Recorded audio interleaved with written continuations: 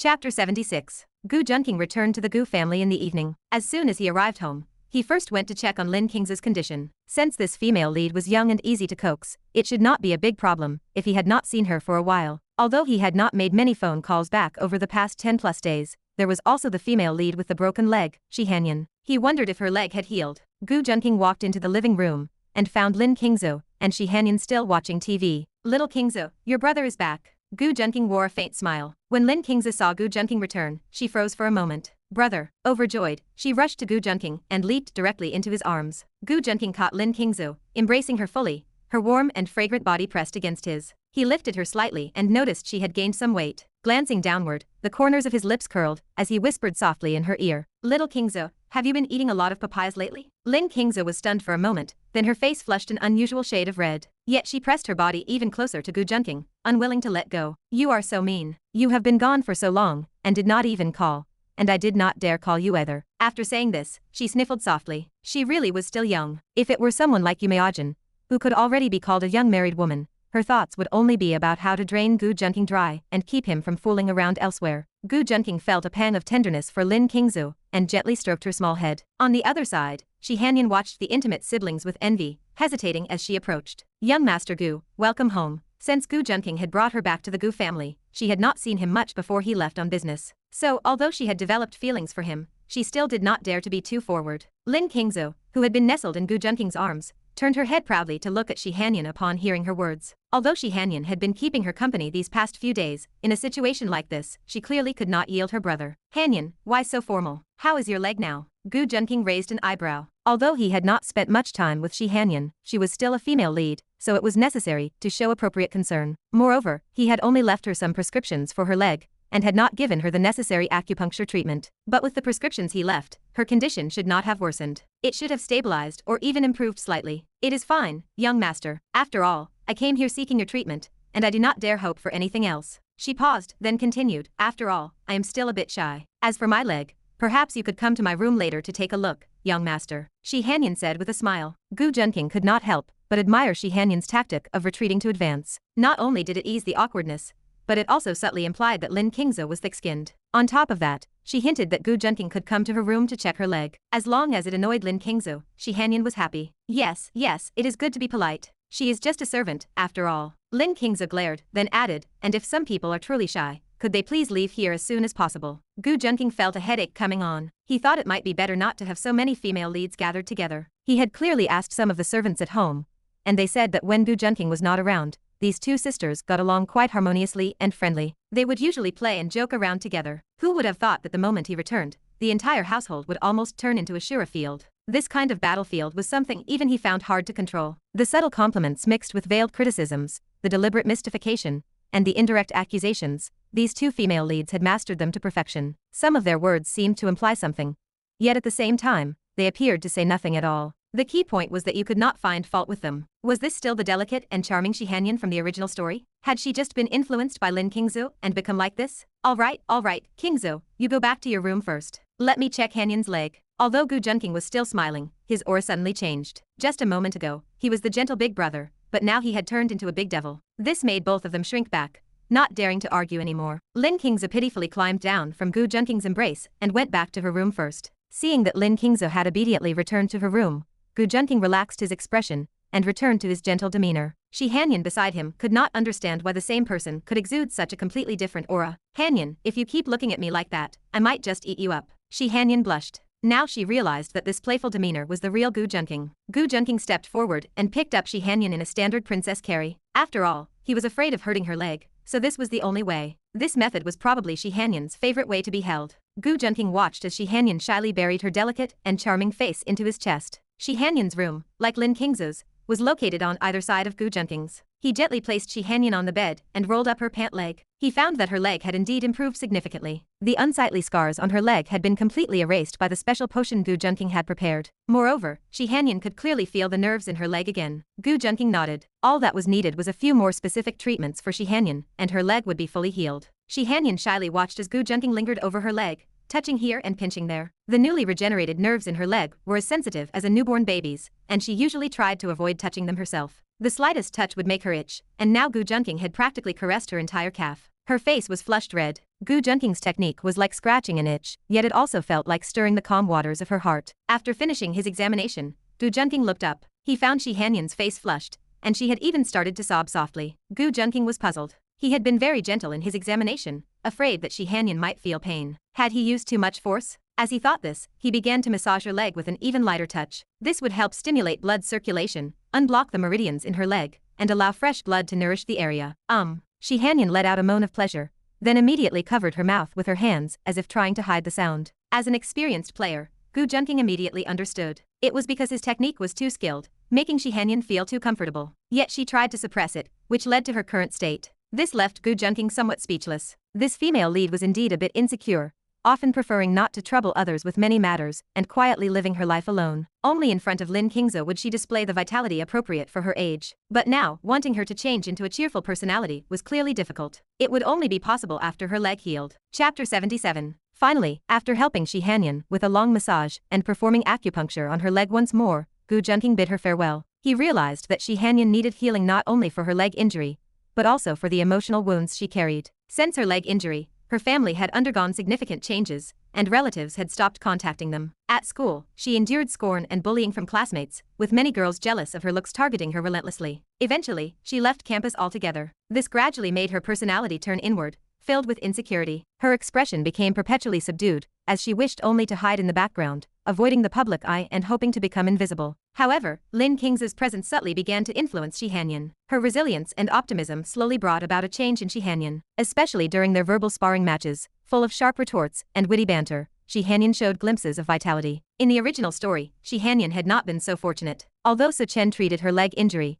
no one was there to heal her heart. She could only hide silently in a corner, waiting for Su Chen to occasionally remember her. "Young Master Gu, thank you," she continued, her voice trembling slightly. "My father is already receiving the best treatment at the hospital, and he is doing much better now. My leg is also regaining more and more sensation." Shi Hanyan spoke gratefully, tears welling in her eyes. Meeting Gu Junking had completely transformed her life, splitting it almost into two halves, one filled with happiness, the other with sorrow. "Young Master Gu, I truly do not know how to thank you. I can only repay you with my body." Shi Hanyan slightly loosened her clothes, her face pitiful and delicate like a kitten, her expression as pure as a white flower, awaiting Gu Junking's favor. When faced with a scenario where the female lead offered herself so willingly, Gu Junking always adhered to his three principles: never refuse, never evade, and give it his all. But this time, if he went through with it, he would have a hard time explaining things to Lin Qingzu. He still needed to go comfort her. "Hanyan, let us save it for later. Once your leg is fully healed, if you still feel the same way, we can talk then. Also from now on, you can call me Brother Junking like Lin Qingzu does. If you want to be my woman, there is no need to be so formal." Gu Junking wore an expression of righteous magnanimity,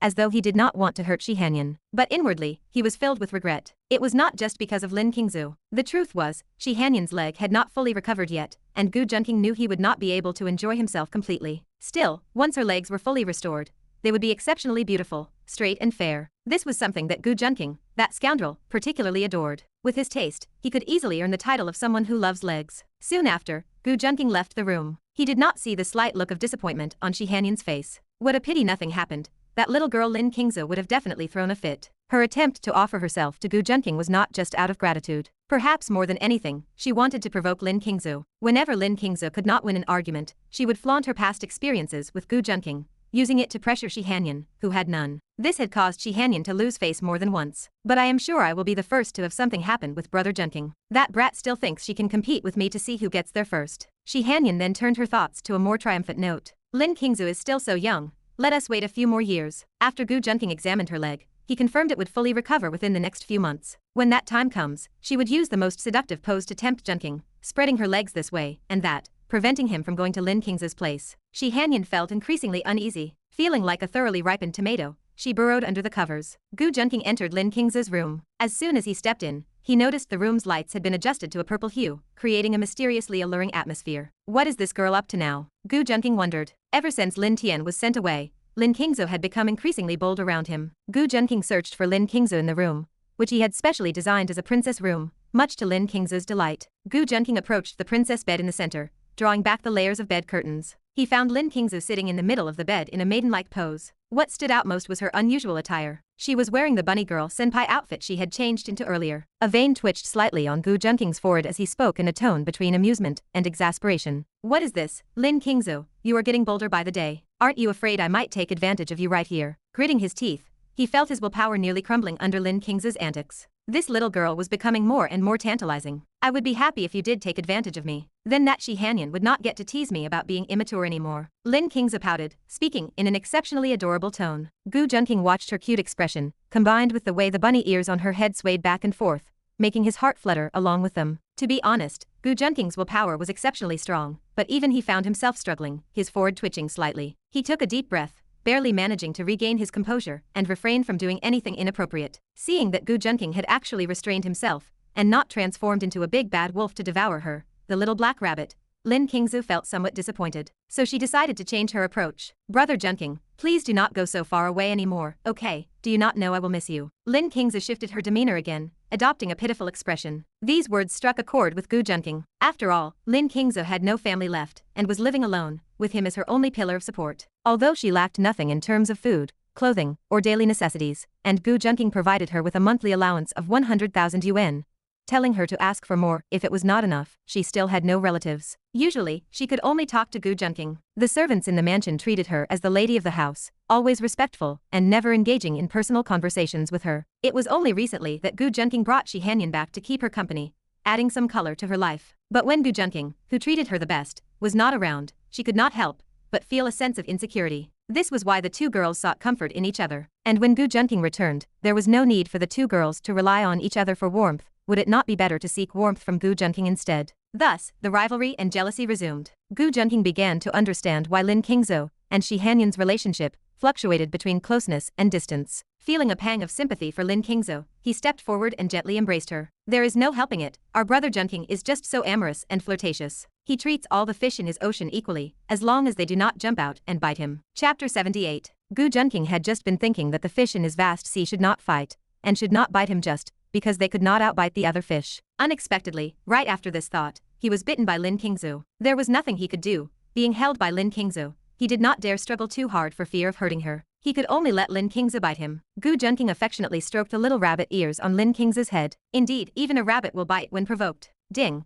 Host has increased the favorability of female leads Lin Qingzu and Shi Hanyan by +20, obtained 4,000 villain points. Ding. Host made female lead Lin Qingzu voluntarily bite Gu Junking, obtained 6,000 villain points. After returning to his room, Gu Junking looked at these two messages and fell into deep thought. He wondered if he could still obtain villain points if it was not voluntary. Being someone who valued practical experimentation, he decided to test this out. Moreover, it seemed that up to now, he had not really forced anyone. Gu Junking reflected on his actions and concluded that he was indeed a great guy. He neither killed nor set fires. Truly a fine young man, Gu Junking thought with satisfaction. Though if Principal Gao, who had now vanished without a trace, or Lin Tian, who was being tormented by numerous inmates in prison, or the countless others who had been removed for blocking Gu Junking's path were to learn that he considered himself a good person, they would probably die even more resentfully. But fine young man was not wrong, he knew and obeyed the law. He believed he could definitely fulfill this world's national three-child policy in the future, maybe even more. Gu Junking coughed, deciding not to dwell on it further, especially since he had just been bitten by a certain provoked rabbit. System, check the panel. Host,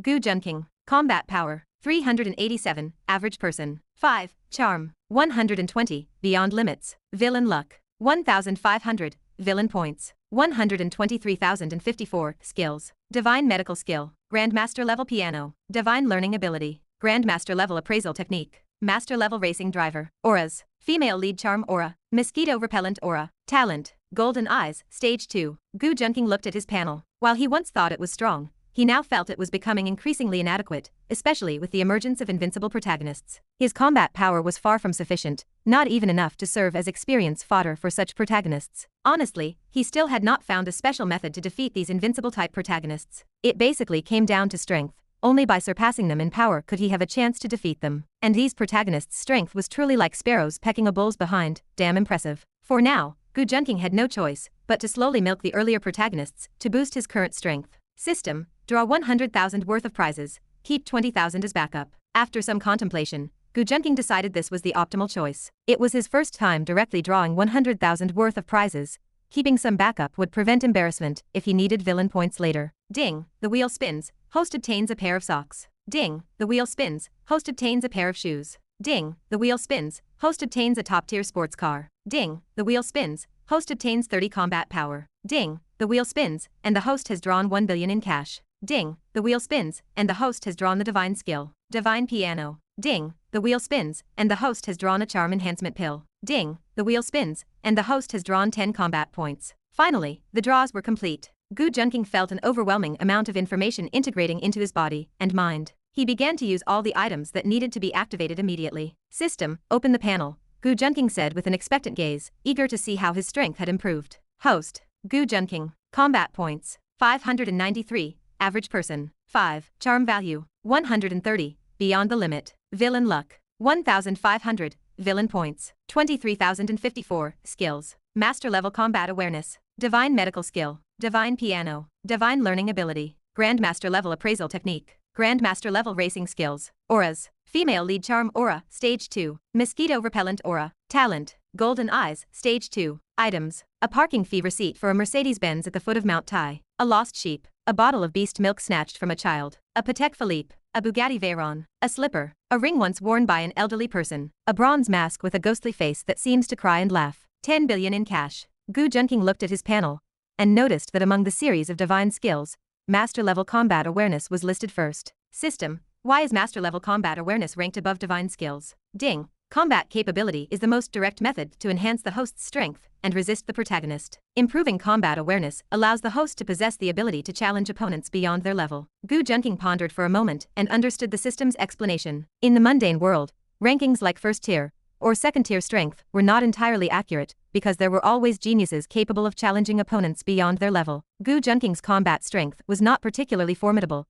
as both in his previous life and this one, he had been an ordinary person without any martial arts training. The combat points given by the system only enhanced Gu Junking's overall physical abilities, but did not improve his martial arts awareness. Although his combat points appeared high, there was a risk of being overturned by a protagonist with slightly lower combat points, because he could not utilize his strength freely or push it to the limit. Now, with master-level combat awareness, he could fully utilize his strength and even exceed his normal capabilities, gaining the ability to challenge opponents beyond his level, much like a protagonist. In simple terms, it was equivalent to going from utilizing 80% of his body's potential to 100%, or even 120%. Divine skills were already beyond ordinary abilities. While regular skills were typically reserved for protagonists, divine skills could produce miraculous effects. For example, with divine piano, an ordinary person could not use the piano to move animals. They might only perceive it as noise and struggle to sense human emotions. But with a divine skill, Gu Junking could now convey his emotions to non-human beings, allowing them to empathize like humans. This was the power of divine skills, abilities that transcended ordinary limits. Therefore, no divine level skill is simple. The more divine level skills Gu Junking possesses, the more methods he gains to counter the protagonist. However, these divine level skills still pale in comparison to master level combat awareness, for nothing compares to the strength of one's own abilities. Chapter 79. Gu Junking felt his strength had increased significantly once again. His current power now even surpassed that of Jizuya before her injuries began to heal. This meant his combat prowess had completely surpassed that of Su Chen, the protagonist of this story. Just a little more plucking from Su Chen's resources, and he will be ready to be dealt with, Gu Junking mused thoughtfully. The next morning, Gu Junking once again enjoyed some stimulating services from Lin Qingzu. Feeling refreshed and invigorated, Gu Junking decided to go to school to comfort the other female leads. Although characters like Yu Miajin and Mirongwon were already loyal beyond doubt, if they encountered protagonists with overly powerful plot armor, there was still a risk of them being stolen away. For instance, some male leads only needed to sleep with a female lead once to make her fall irrevocably in love with them. If Gu Junking ever encountered such protagonists, his first move would be to castrate them. After all, even with Gu Junking's physical prowess, he could not achieve such results. He still needed to rely on daily interactions, heroic rescues, and other methods to win over the female leads. The fact that these male leads could succeed through mere accidents left Gu Junking feeling somewhat unbalanced. Moreover, if several female leads were taken advantage of, Gu Junking would suffer significant losses. This time, Gu Junking had his subordinates switch to a Koenigsegg one, of which only 6 existed worldwide. He figured since he was playing the role of a top-tier rich second generation, it was better to be even more ostentatious. Sure enough, even though the main road was crowded, people recognized the car's value and made way for him. Upon arriving at school, Gu Junking received the usual adoring gazes from the female students. Our campus heartthrob has not been to school for so long. I have lost all motivation to study, one student exclaimed. Exactly, thank goodness he is finally back, another added. Does he not look even more handsome than before? A third asked. The windowsills along the teaching building were crowded with chattering female students. Gu Junking had grown accustomed to such reactions. While it might have been exciting initially, it now felt rather mundane to him. Entering the classroom, both Luo Ningyu and Mirongwon's eyes lit up upon seeing him, but neither approached him. They were still upset that he had been ignoring them for so long. Gu Junking raised an eyebrow. In truth, he had secretly assigned people to protect them, and was aware of their every move. This was not about controlling them, but rather minimizing their interactions with the male lead. While cliched scenarios like heroic rescues were acceptable when they happened to him, he could not allow them to occur with the male lead. Hence, he had people protect them, though their role was strictly limited to protection. As Gu Junking walked to his seat, he noticed they were still watching him, but with obvious pouting expressions, which he found utterly adorable. Resigned, he approached to coax them. Young girls could be so troublesome. Yesterday, it had taken him quite some time to coax Shi Hanyan and Lin Qingzu, although he did end up enjoying some services from Lin Qingzu afterward. However, Mirongwon and Luo Ningyu were not as confrontational as Lin Qingzu and Shi Hanyan had been. Gu Junking's eyes flickered meaningfully toward Luo Ningyu, knowing she had a gentle temper and was most obedient to him. Understanding his signal, Luo Ningyu stepped forward and wrapped her arms around Gu Junking's arm. Mirongwon glared furiously at Luo Ningyu upon seeing this. "You little traitor, weren't you just saying we should ignore this heartless man?" Mirongwon snapped. "And now you change your mind just because he glanced your way." Luo Ningyu giggled charmingly. "Then who is the one who kept telling me these past few days how much they missed someone, so much that they could not sleep at night?" Luo Ningyu let out a series of mischievous giggles. "Oh really? And I wonder who said they missed someone so much their whole body started itching." Mirongwon retorted, refusing to be outdone. "Ah, we agreed not to talk about that." Luo Ningyu cried out. "You started it first." Mirongwon shot back. Gu Junking watched as the two initially enthusiastically exposed each other's secrets, but now both were blushing and too embarrassed to speak. They were best friends who often shared intimate conversations with each other. Having both fallen for Gu Junking, and not having seen him for a long time, of course they would discuss topics about him together. They just never expected their secrets would be exposed like this, especially right in front of Gu Junking. In the end, Mirongwon also conceded defeat, and forgave Gu Junking for ignoring them for so long. After all, Gu Junking was not like them. He could be considered extremely busy, and his life certainly was not just about studying. Their classmates watched their affectionate interactions with envy. The boys envied Gu Junking's lifestyle, but there was nothing they could do. He simply had the capability. Meanwhile, the girls secretly mocked Mirongwon. She had initially acted like she hated Gu Junking, rejecting him when he only liked her, but now that she had fallen for him, she had to share him with others. But Gu Junking and the two girls had no time for such gossip. Where there is popularity, there is controversy. That is just human nature. Gu Junking was currently secretly teasing both of them. "Oh, one cannot sleep because they miss me. The other's body itches because they miss me?" Gu Junking teased. "Then how about next time we share one big blanket so you can both get a good night's sleep?" Gu Junking's mischievous words stirred Luo Ningyu and Mirongwon's hearts. They never expected that their usual best friend banter would reveal such intimate thoughts. What was even more embarrassing was that they had said it right in front of the person they were talking about. "But, sharing one big blanket," Mirongwon whispered. It seems like it might not be impossible," Luo Ningyu replied. True to being best friends, Mirongwon and Luo Ningyu had the same thought simultaneously. Since they had both fallen for Gu Junking, and had no reservations between themselves, then why not? "Oh, by the way, why did Li Zixu not come?" Gu Junking asked. He had not had time to check on the company situation these past few days, so he had not called Li Zixu. Li Zixu said she had to go to the company today to check if that guy Su Chen is working properly, Mirongwon explained. "That is right, Li Zixu said that Su Chen is really good at slacking off. He might disappear somewhere to smoke in the blink of an eye. The 996 work schedule is a blessing, why can't he accept that?" Luo Ningyu added with a mischievous smile. Su Chen's decision to take leave from school had caused quite a stir in their class. After all, he was going to work at a company, which made some classmates extremely envious. Moreover, Su Chen had put on quite a show in class, boasting about how he was going to make it big, claiming that with his pharmaceutical knowledge, he could take Li Zixu's cosmetics company to new heights. After being mocked, he even made grand claims like 30 years east of the river, 30 years west of the river. How could someone who had diarrhea during an exam get a position at a major company, without even graduating from high school? Even so, it made many people envious, and Su Chen managed to steal the spotlight for once. However, since Li Zixu and Mirongwon often hung out together, they had some understanding of Su Chen's situation. Not only did Su Chen receive no salary,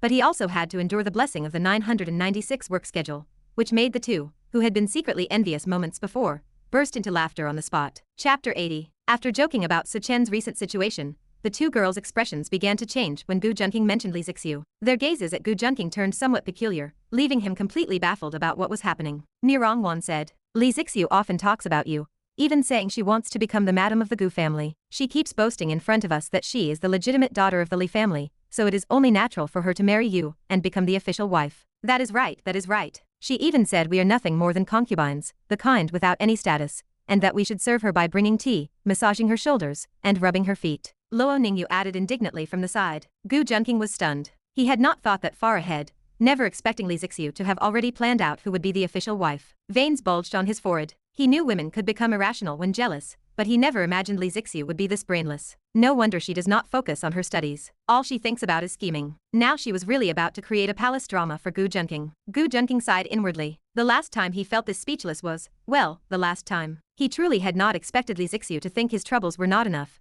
now adding a sure field to the mix. Seeing Luo Ningyu and Murong Wan's intense stares, as if demanding an explanation about who would be the official wife, and who would be the concubines, even the usually sharp and formidable Gu Junking felt overwhelmed. Fortunately, Yumiajin entered the classroom at that moment. They had been so engrossed in their conversation that they had not noticed class had started. This made Murong Wan and Luo Ningyu reluctantly return to their seats, no longer clinging to Gu Junking and forcing him to answer. Gu Junking silently thanked Yumiajin for her timely arrival, while feeling a sense of crisis. He realized this would not do. He had been underestimating these female leads. After all, this was not some wish fulfillment novel. He was living in the real world. Every female lead who became a female lead was extraordinary. Unlike in novels where female leads silently sacrifice and peacefully coexist with the other women in the protagonist's life, they were complex. For instance, Lin Qingzu, despite her young age, could already hold her own against Shi Hanyan when competing for Gu Junking's attention. Shi Hanyan, who represented purity and grace in the novel, unexpectedly clashed with Lin Qingzu as well. As for Li Zixiu, she was practically a master of palace intrigue. Having grown up immersed in the power struggles of a major family, she might be poor at math and science, but she excelled at learning manipulation tactics, even starting to assert her superiority over Murong Wan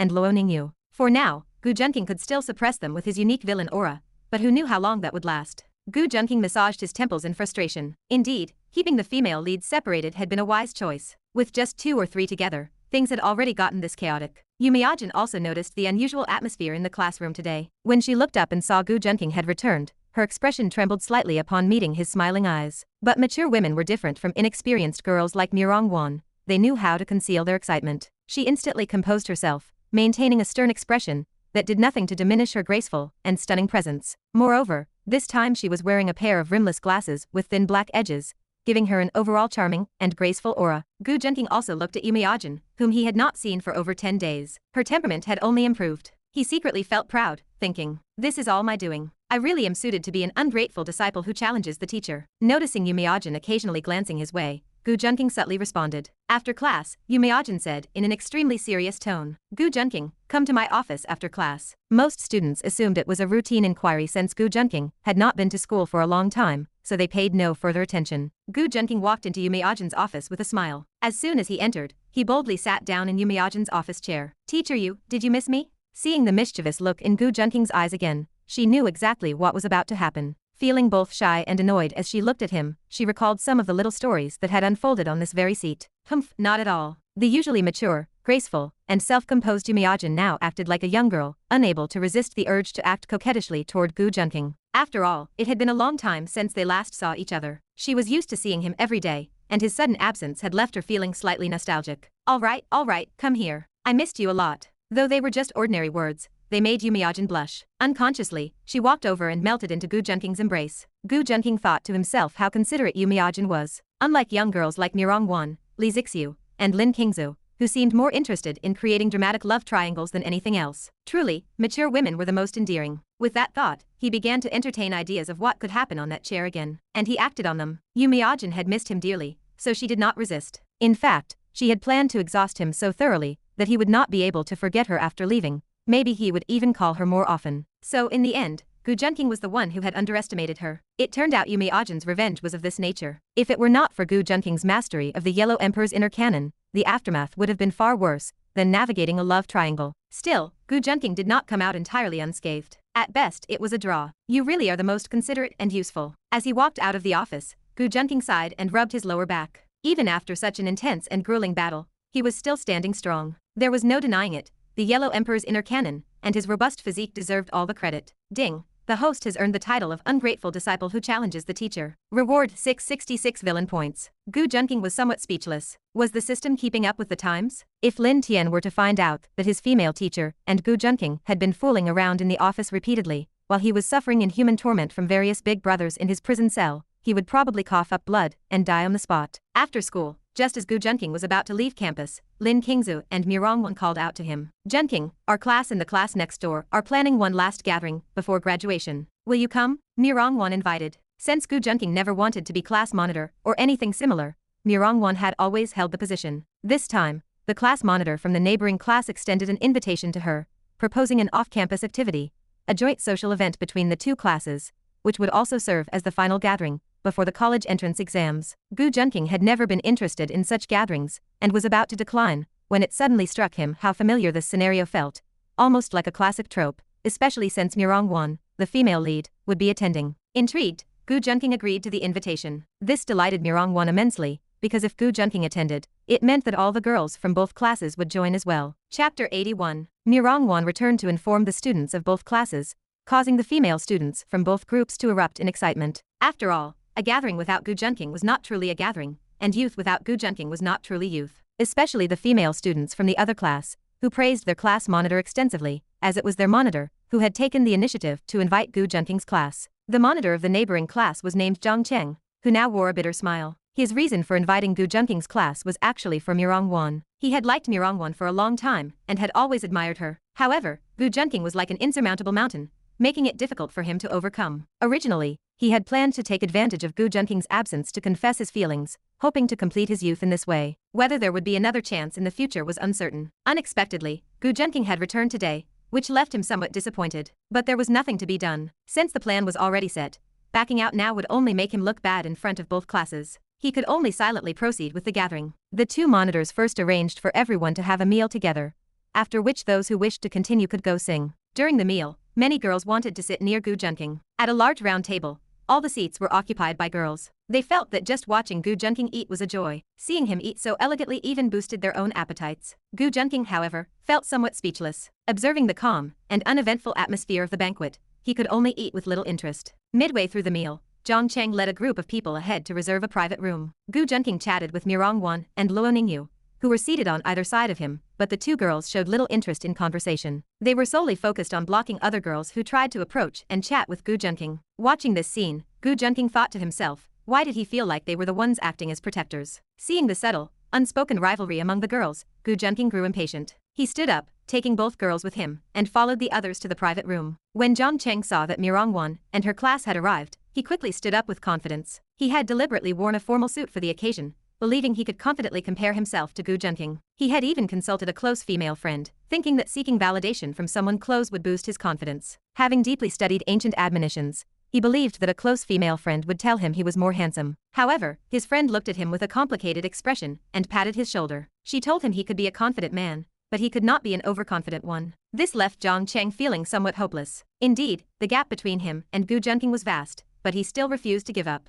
He signaled for Mirong, telling her to come in quickly, and that he had saved a seat for her. The boys in Zhang Cheng's class, seeing his eagerness, immediately understood his intentions. Though everyone was aware, since nothing had been explicitly stated, no one made a fuss. As the event progressed, Gu Junking sat there bored out of his mind, thinking he must have been crazy to come. Had he miscalculated? Wouldn't it have been better to go back and teach Lin Qingzu a lesson? But just then, it seemed the atmosphere had finally built up to the right moment. Zhang Cheng was pushed to the center of the room by the crowd. Holding the microphone, he looked nervous, knowing he might soon have to face Gu Junking, the godlike figure among high school students. He announced he would sing a song first. Zhang Cheng performed 10 years with deep emotion, making everyone sway to the rhythm of his singing. After he finished the song, the crowd erupted in applause and praise. Zhang Cheng stood confidently at the center of the stage and began to speak. He dedicated the song to Mirongwon. He said the first time he saw her, he was deeply moved. He told her that he liked her. His words stirred up the already lively private room even more. Only those who knew Mirongwon was already Gu Junking's girlfriend remained silent, casting complicated glances at Zhang Cheng. They thought to themselves, how could he dare to compete with Gu Junking for a woman, while internally scoffing at whether he was even worthy. Those unaware of the situation, however, started egging them on, shouting wildly for them to get together. Gu Junking watched the scene with boredom, thinking that someone like Zhang Cheng did not deserve to be a protagonist and probably was not the one he was looking for. Mirongwon finally realized Zhang Cheng was confessing to her and quickly turned to check Gu Junking's expression. Seeing he still looked as lazy as ever, she knew he was not angry. Relieved, Mirongwon was about to stand up and explain when another voice chimed in. It was Zhang Fiyu. Over the past few days, he had suddenly acquired a system that rewarded him with items or skills whenever he successfully showed off in front of others. He believed he was the legendary chosen one, After years of obscurity, it was finally his time to rise. Just moments ago, the system had assigned him a task. Step up, show off, and get Mirongwon to agree to be his girlfriend. Success would grant him master-level learning ability, while failure would deduct all previously earned rewards. He thought the task was simple, especially since he had already acquired advanced singing ability from a previous show-off attempt. He was confident he could win Mirongwon over with his singing. Moreover, Mirongwon was stunningly beautiful. Zhang Fei gazed at her sharp, poetic chin, her delicate and graceful nose, and her cherry-like lips, full and tempting. With the light makeup she wore for the party, her willow leaf eyebrows and lively almond-shaped eyes made her even more captivating. If he could make such a breathtaking campus belle his girlfriend, his years of obscurity would finally pay off, and he would make a name for himself overnight. Unfortunately, having been out of the loop for so long, he had no idea that Mirongwon was already practically Gu Junking's. He assumed his only competition was his class monitor, Zhang Cheng. Confidently, Zhang Fei stepped forward to intervene, asking the monitor to let him sing a song. Seeing this person take the stage, Gu Junking finally felt a flicker of interest. He used his inside eye to check Zhang Fei's status. Protagonist, Zhang Fei. Golden Finger. Show-off system. Combat power, 51. Charm value, 60. Protagonist halo, 1750. Gu Junking was surprised. This was actually a system-type protagonist, which would be tricky to deal with. After all, he also possessed a system, and when used effectively, system-type protagonists were notoriously difficult for other archetypes to handle. Chapter 82. System. Can you deal with Zhang Fei's system? Gu Junking silently inquired in his heart. Ding. Post rest assured, this system was born in response to the desires of major villains across the multiverse, who sought to change their storylines and escape protagonist oppression. Throughout the multiverse, only the multiverse protagonist system can compare to this system. Hearing this from the system, Gu Junking felt relieved. He was afraid that after eliminating this protagonist, his system might not be able to handle the opponent's system, rendering all his efforts in vain. With his mind at ease, Gu Junking resumed his usual unperturbed expression, watching the two clowns on stage. If he were not present, Mirongwon might indeed have used Zhang Fei as a shield to reject Zhang Cheng. Seeing Zhang Fei step onto the stage and attempt to take his microphone, Zhang Cheng sneered. Zhang Fei, you usually sit quietly in the corner by yourself. Have you gotten carried away recently? Even you want to step over me? Zhang Fei seemed to reveal his sharp edge, his eyes gleaming with intensity. That is right, Class President Zhang. Fair ladies are what gentlemen desire. If I sing better than you, how about you give up pursuing the campus belle? Zhang Cheng scoffed derisively. Some classmates watching the spectacle reminded Zhang Fei of his place. The class president has been learning to sing since elementary school, and even had famous teachers. You cannot even afford to drink the northwest wind, yet you want to compete with the class president in singing? Exactly, even if you are overestimating yourself, you should have some self-awareness. Zhang Fei looked at the classmates mocking him, excitement in his eyes. He loved situations like this the most. The more they mocked him, the more excited he became, because this way, the bragging points he gained would be higher, and the face slapping would be more satisfying. He had already started fantasizing about the upcoming scene. Zhang Cheng sneered and handed the microphone to Zhang Fei. He wanted to see where Zhang Fei got his confidence from. Even if Zhang Fei won against him, so what? After all, Mirongwon no longer belonged to any of them. She had already become Gu Junking's girlfriend. His attempt today was merely to fulfill a dream, never expecting to catch Mirongwon's attention. He was not even worthy of arousing Gu Junking's hostility. Confidently, Zhang Fei took the microphone and sang a currently popular song. Thanks to the advanced singing skills he obtained from the system, his performance was even more captivating than the original singer. Everyone in the private room looked at him in disbelief, completely enchanted by his singing.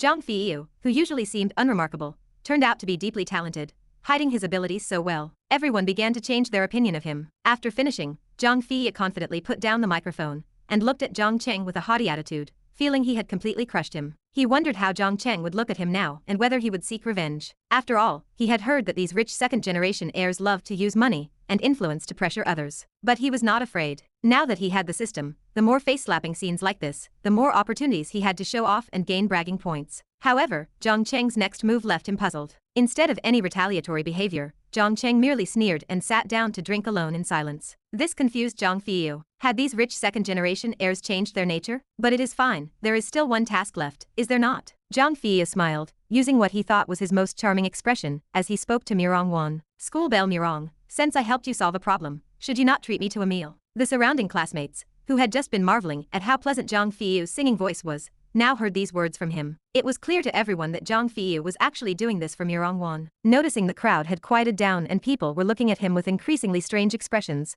Zhang Fei felt somewhat puzzled. But the moment he saw Mirongwon's exquisitely beautiful face, he forgot everything else. He simply assumed others were jealous of him, and had even started fantasizing about where he would take Mirongwon after their meal. His gaze toward Mirongwon grew increasingly improper, carrying a sinister undertone. Seeing Zhang Fei's predatory stare, Mirongwon wrinkled her brows in disgust. Although she had grown accustomed to such looks from others, now that her heart belonged to Gu Junking, she found this kind of attention increasingly repulsive. She feared Gu Junking might misunderstand and ignore her if he saw this. Standing up, she rejected Zhang Feiyu outright. "You are Zhang, right? Sorry, but I do not know you at all, so please do not say things like that. Besides, you have not actually helped me with anything, and I do not need your help. Are we done here? Get lost." Mirongwan had always been straightforward. When she disliked someone, she would say it directly. These words reminded her of the harsh things she had said when rejecting Gu Junking initially. Just thinking about her past words still made her cheeks flush. She never imagined that after so righteously rejecting Gu Junking before, she would now be the one eagerly pursuing him. Her face reddened slightly.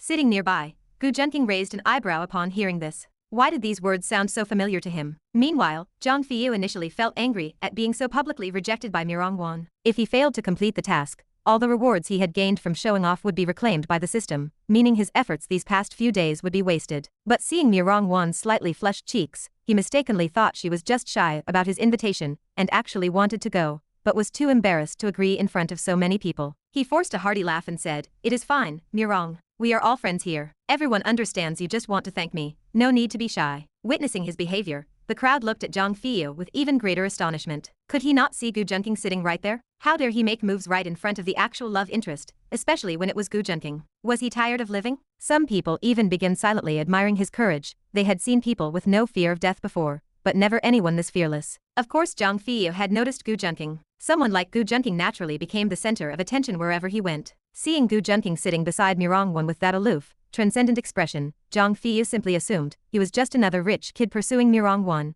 and did not pay him much mind. But when he saw Gu Junking's impossibly handsome face, waves of jealousy surged within him. After all, Zhang Feiyu was not particularly good-looking himself. He was often considered average-looking at best. He thought to himself, "Just wait until I successfully pursue Miss Mirongwan. I will make sure to flaunt our affection right in front of you until you are practically vomiting blood. I will even kiss Mirongwan right before your eyes, so you will know that even a rich second-generation heir is not invincible. I will make you taste the bitterness of defeat." The trope of the protagonist flaunting their relationship in front of the antagonist has already been overused to the point of cliché. If Gu Junking knew Zhang Feiyu harbored such thoughts, he would probably laugh himself to death at the sheer predictability of the plot. Chapter 83. Zhang Feiyu was the type of introverted, obscure student who usually did not participate in class activities and had no interest in learning about the school's popular figures. He simply watched silently as others shone brightly. Although he felt intensely jealous inside, he possessed no particular talents or skills. He could only watch from the corner as various glamorous people showcased themselves, secretly envying them all. Thus, he did not know who Gu Junking was, only that this name frequently appeared in people's conversations and occupied the top position in academic rankings.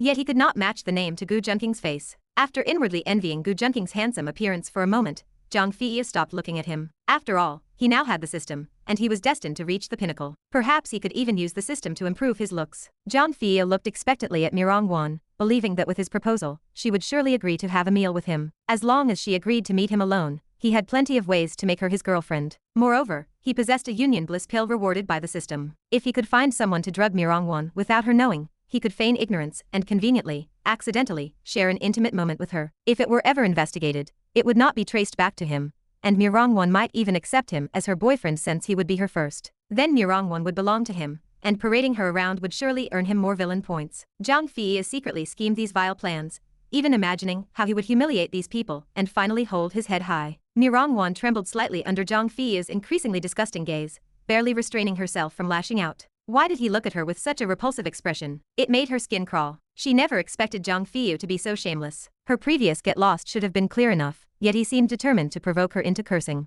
Just as Mirongwan was about to unleash her fury, Gu Junking gently pulled her back. Gu Junking narrowed his eyes, deeply disgusted by this protagonist's gaze. He could not let Mirongwan keep shielding him. Although enjoying her protection had its perks, having his woman constantly stand in front of him was not his style. Gu Junking rose leisurely, wrapping an arm around Mirongwan's slender waist. He lifted her chin with his hand, gazing down tenderly before leaning in for a kiss. Mirongwan's heart hammered wildly against her ribs. Although rumors about her relationship with Gu Junking had been circulating in class, nothing had been officially confirmed. They had never displayed any intimacy in front of their classmates. While many suspected they were together, it remained unverified. But now, Gu Junking had kissed her for the first time in front of both classes. Was this his way of making their relationship public? After the kiss, Mirongwan collapsed weakly into Gu Junking's embrace, burying her flushed face in his chest, too embarrassed to show it. Despite her straightforward nature, being kissed so publicly before two classes left her profoundly shy. Luo Ningyu, seated on Gu Junking's other side, puffed her cheeks as she watched the scene. green with envy toward Mirongwan. Yet she still felt genuinely happy witnessing this moment. Zhang Feiyu stared in stunned silence at the wealthy second-generation heir he had just dismissed as no threat,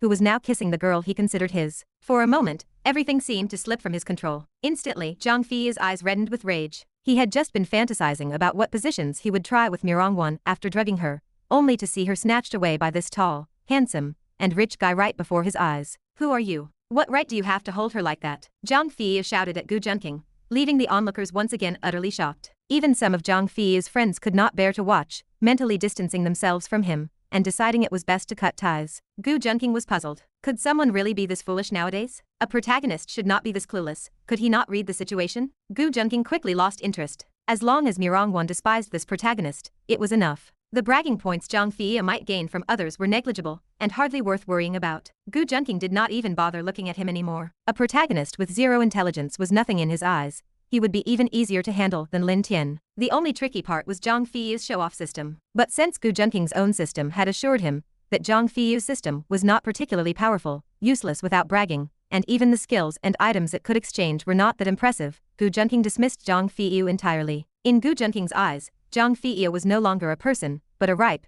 juicy leek, ready to be harvested at any moment. Zhang Feiyu clenched his fists, itching to throw a punch. Thanks to his recent show-offs, his system had rewarded him with enhanced combat abilities. He had tested them and found he could easily take on several adults at once. Even some with professional training were no match for him. Looking at Gu Junqing's tall, but seemingly untrained physique, Zhang Feiyu estimated he could handle 10 guys like him without breaking a sweat. However, causing a public scene might ruin his image with the ladies, so he held back. Then it hit him, why not use his strengths instead? Classmate, I do not know your name, but if you like Mirongwan too, why do we not compete fairly? Zhang Feiyu's eyes blazed with fighting spirit. He refused to lose to a rich second-generation heir like this. Even if Mirongwan seemed to favor Gu Junqing now, he was determined to win her back. Though, if he did get her back, he would just have some fun with her. After all, she had clearly been tainted by this rich guy. Might as well enjoy her too. Gu Junqing watched Zhang Feiyu with amusement. This was the first time someone had challenged him to a fair competition. Did he not realize that competing against Gu Junqing was inherently unfair? Seeing Gu Junqing's gaze fixed on him, Zhang Feiyu continued, let's have a singing contest. If you sing better, you can take Mirongwan away. But if I sing better, she has to be my girlfriend for a week, and anything can happen during that time. Zhang Feiyu no longer bothered hiding his intentions. He was openly lusting after Mirongwan's body now. Many classmates could not bear to watch any longer and quietly slipped out of the private room. They never expected someone would actually dare to provoke Gu Junqing like this. The gaze directed at Zhang Feiyu was practically looking at a dead man already. Look, the corpse is speaking. This remark made Mirongwan, who had been burying her head in Gu Junqing's embrace, rise up angrily. Glaring at this insolent person, she had never seen someone so shameless before. Ding, female lead Mirongwan's favorability toward male lead Zhang Feiyu decreased by -60, extreme disgust, host gains 6,000 villain points. Ding, reduced protagonist Zhang Feiyu's protagonist Halo luck by 600 points, increased host's villain luck by 600 points. Chapter 84. Gu Junqing couldn't believe there were such idiots in the world. Indeed, a protagonist who hasn't matured yet is no different from a fool. So obsessed with showing off and seeking revenge, so eager to act on impulse if the antagonist weren't Gu Junqing, but Zhang Cheng,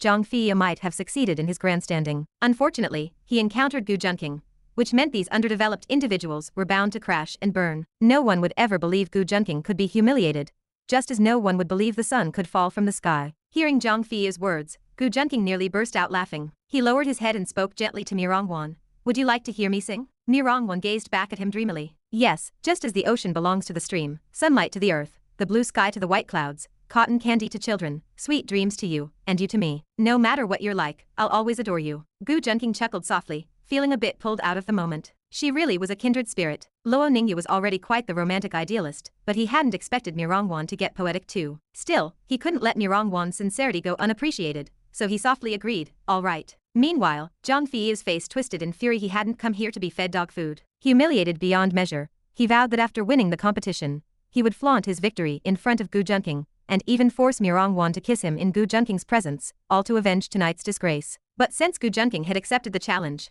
things were looking up. With his advanced singing skills, Zhang Feiyu believed even professional singers might not match his level. He was certain he would win. He would make Mirongwan kneel before him and sing conquest in submission. As Zhang Feiyu lost himself in fantasies of how to deal with Mirongwan, he saw Gu Junqing embracing her, with the beautiful Luo Ningyu following close behind, preparing to leave the private room. Zhang Feiyu stood stunned, then roared, "Didn't we agree to compete?" Gu Junqing glanced back. "When did I ever say I'd compete with you? And what makes you think you're worthy of a competition with me?" What do you even amount to? Brains are meant for daily use. I suggest you stop treating yours like an ornament. Exactly, you look like a QR code unless someone scans you. No one can tell what you are. And here you are, a toad lusting after swan meat delusional. How dare you covet our water? Why don't you take a piss and look at your reflection? Luo Ningyu, trailing behind Gu Junking, chimed in eagerly. Wait, comparing you to a toad is an insult to toads. She loved jumping into these squabbles. Insulting people was her specialty. Whenever Mirongwon couldn't out-Hercules Ixu, Luo Ningyu would step in. In fact, if anyone was more disliked, it might be Luo Ningyu herself. She had been fuming all evening. How dare such an ugly nobody show up?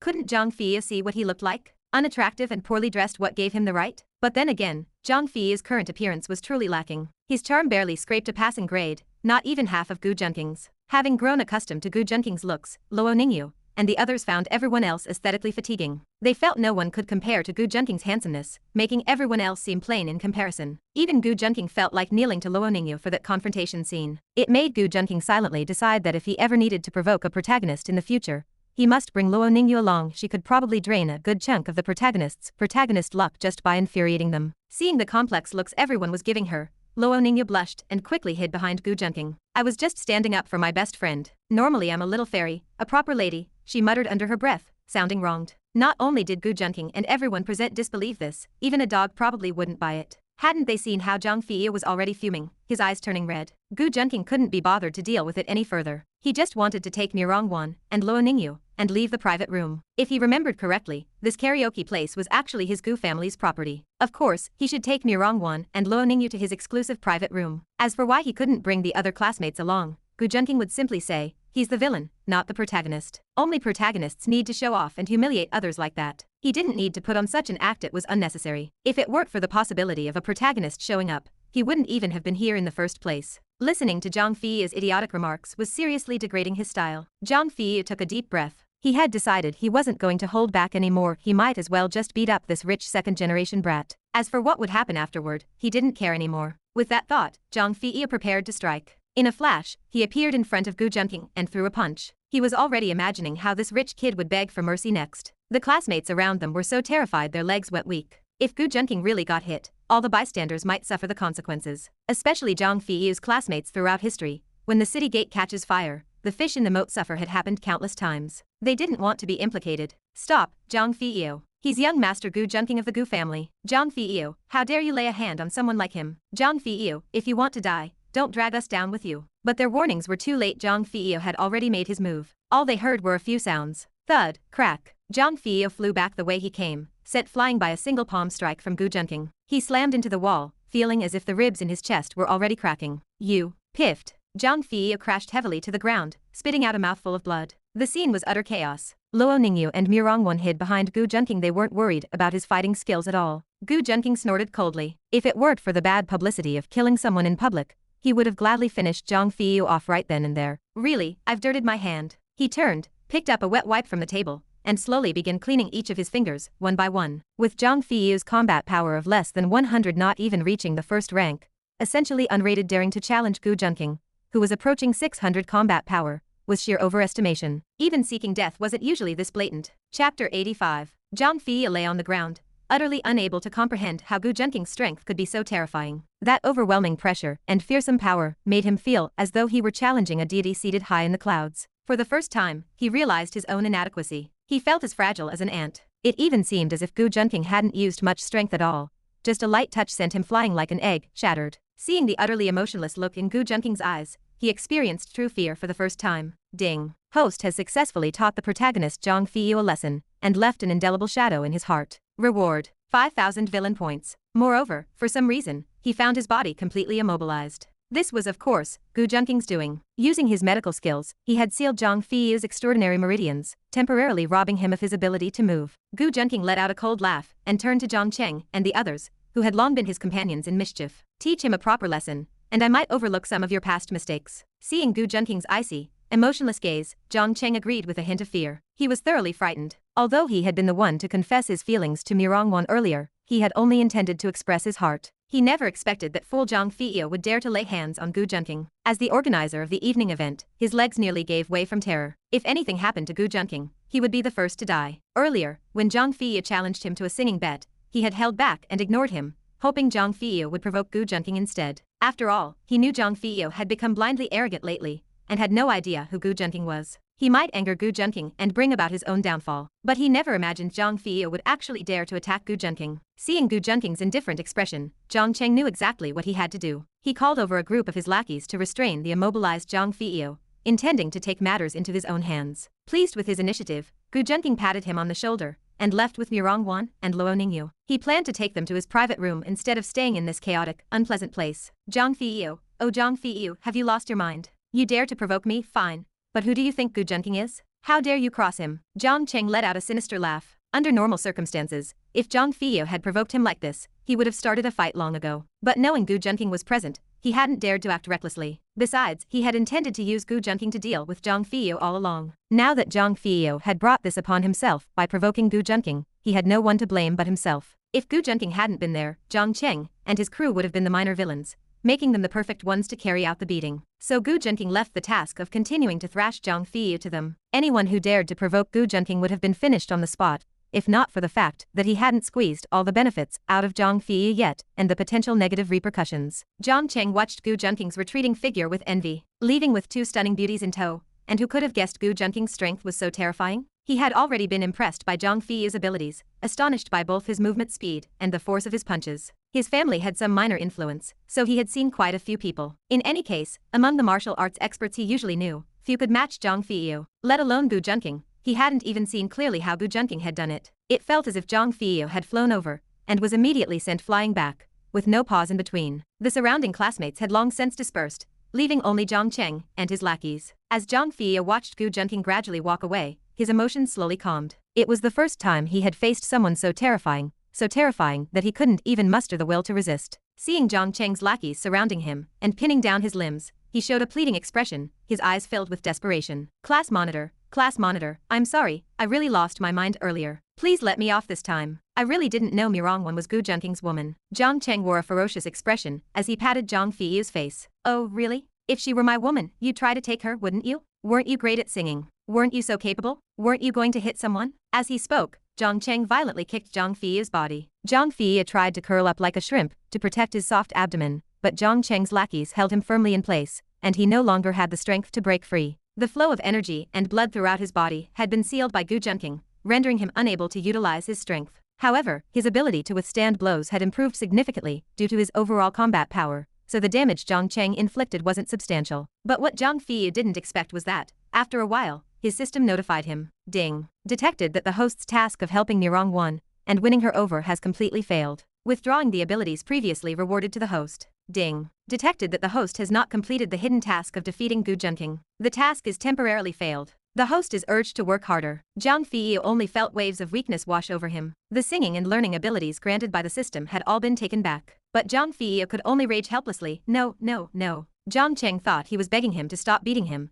and these cries of no only made him more satisfied. He kicked Zhang Feiyu's abdomen fiercely. He didn't know why, but earlier Zhang Feiyu's body had been as hard as steel, making it difficult to injure him. Now, however, it felt much softer, and a few kicks were enough to make Zhang Feiyu cough up blood. Seeing Zhang Feiyu vomiting blood, and on the verge of passing out, Zhang Cheng grew afraid of accidentally killing him. He spat on Zhang Feiyu and left with his lackeys. But before leaving, Zhang Cheng let out a sinister laugh and delivered a sharp kick to Zhang Feiyu's crotch. Hearing a sound like shattering eggs, Zhang Cheng left contentedly. That final kick sent Zhang Feiyu into complete unconsciousness. Before passing out, only two names echoed in his mind, Zhang Cheng and Gu Junking. He would have his revenge. Meanwhile, on the other side, Gu Junking was already singing for Mirong Wan and Luo Ningyu in his private room. After all, he was the villain. Competing with the protagonist in public over something like singing skills was beneath his dignity. There was no need for that. He only needed to sing for the two girls here. One was the female lead, and the other was already a supporting female character exclusively his. Ding. Host has successfully suppressed the protagonist Zhang Feiyu's arrogance. Reward: 5,000 villain points, 300 villain luck. Ding. Protagonist Zhang Feiyu has lost his manhood. Reward: 10,000 villain points, 300 villain luck. Chapter 86. Gu Junking was somewhat puzzled. In theory, the protagonist halo should have taken effect. Otherwise, how could someone have his own brother crippled? System: why did not Zhang Feiyu's protagonist halo work? Ding. Because the host's villain luck has completely overwhelmed Zhang Feiyu's protagonist halo, successfully suppressing its effects. The protagonist halo will take effect after the host leaves. Only then did Gu Junking understand and feel relieved. This gave him more confidence to contend with the protagonist, and he even began strategizing how to exploit the situation. However, his main task now was to sing a song for Mirongwon and Luo Ningyu. Gu Junking smiled and asked, "What song would you like me to sing?" Both Mirongwon and Luo Ningyu were excited, as hearing Gu Junking sing was no easy feat. Luo Ningyu even leaned her face close to Gu Junking's, her eyes twinkling with amusement as she guessed, "Gu Junking, are you afraid to sing in front of so many people, because you sound terrible?" Gu Junking did not want to respond and even rolled his eyes at her. His singing skills, enhanced through the system's lottery, had reached a master level. This was one tier higher than Zhang Feiyu's smugly flaunted advanced singing technique. Luo Ningyu persistently tugged at Gu Junking's arm, demanding an answer. "Come on, tell me. Are you afraid of embarrassment? Worried others will find out that the seemingly invincible Gu Junking sings horribly."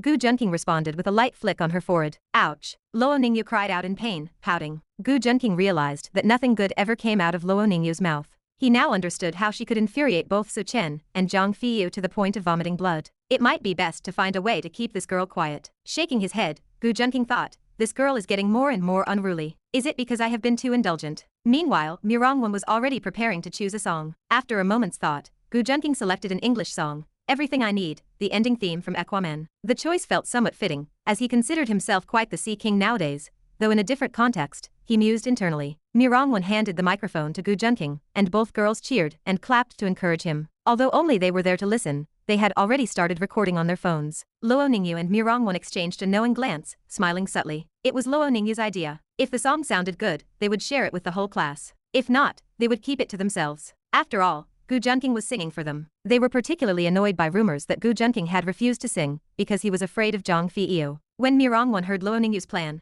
she silently gave her a thumbs up. Gu Junking's magnetic voice soon filled the entire private room. "Born on the wrong side of the ocean, with all the tides against you." The prelude alone had already stunned Mirongwon and Luo Ningyu. They never expected Gu Junking to sing so beautifully, captivating them the moment he began with an indescribable charm. They gradually immersed themselves in the song's exquisite melody and Gu Junking's ethereal, pleasant and magnetic voice. "You say I'm wrong. You turn away. But I'm here to stay. You can say I'm delusional. You can turn your back and ignore me. But I'll always be here waiting." Whether it was Gu Junking singing or the meaning behind the lyrics, both women were deeply moved. Mirongwon's eyes even began to glisten with moisture. She felt as if Gu Junking were singing directly to her. After all, the initial circumstances had been just like that. If Luo Ningyu hadn't persistently reminded her of Gu Junking's goodness, she might have truly missed her chance with him. Luo Ningyu placed her hand over Mirongwon's, offering encouragement. She too felt it would have been a great pity if Gu Junking and Mirongwon had missed each other. Now she even felt like a matchmaker, having brought them together. Though she had never heard of a man who not only won the woman, but also kept the matchmaker for himself. Luo Ningyu felt a surge of emotion, then inwardly mocked Gu Junking.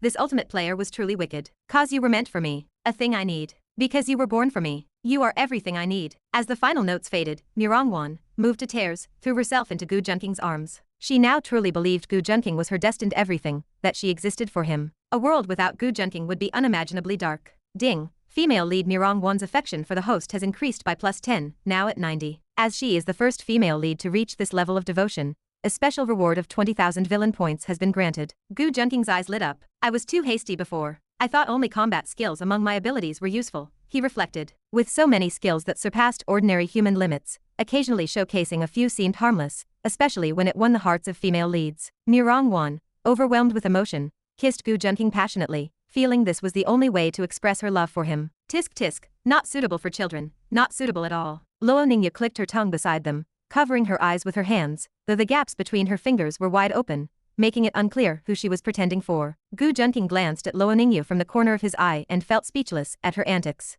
Luo Ningyu had bitten Gu Junking almost as many times as you imagine. If Mirongwon and Luo Ningyu hadn't agreed to wait until after graduation, before giving themselves to Gu Junking, Luo Ningyu would likely have been battle-hardened long ago. Gu Junking then ignored Luo Ningyu, as Mirongwon was being particularly clingy, tightly wrapping her arms around his neck, as if to pour out all her emotions. "It seems this girl still feels somewhat insecure. Knowing she once rejected me, she is now afraid I might reject her too," Gu Junking analyzed inwardly. However, all it takes is a more passionate response to make her let go of that period of time. Gu Junking's eyes held a smile, as he thought he should also try what it feels like to kiss until breathless. Chapter 87. A long time passed. It was not until Mirongwon, nearly breathless, had regained her composure and steadied her excited emotions that Gu Junking finally released her. By this time, Luo Ningyu had already recorded this memorable kiss, which made Mirongwon extremely shy. She immediately pestered Luo Ningyu to delete it. Luo Ningyu had also recorded the English song Gu Junking sang. However, since it was essentially a confession to Mirongwon, and a song meant to address her emotional struggles,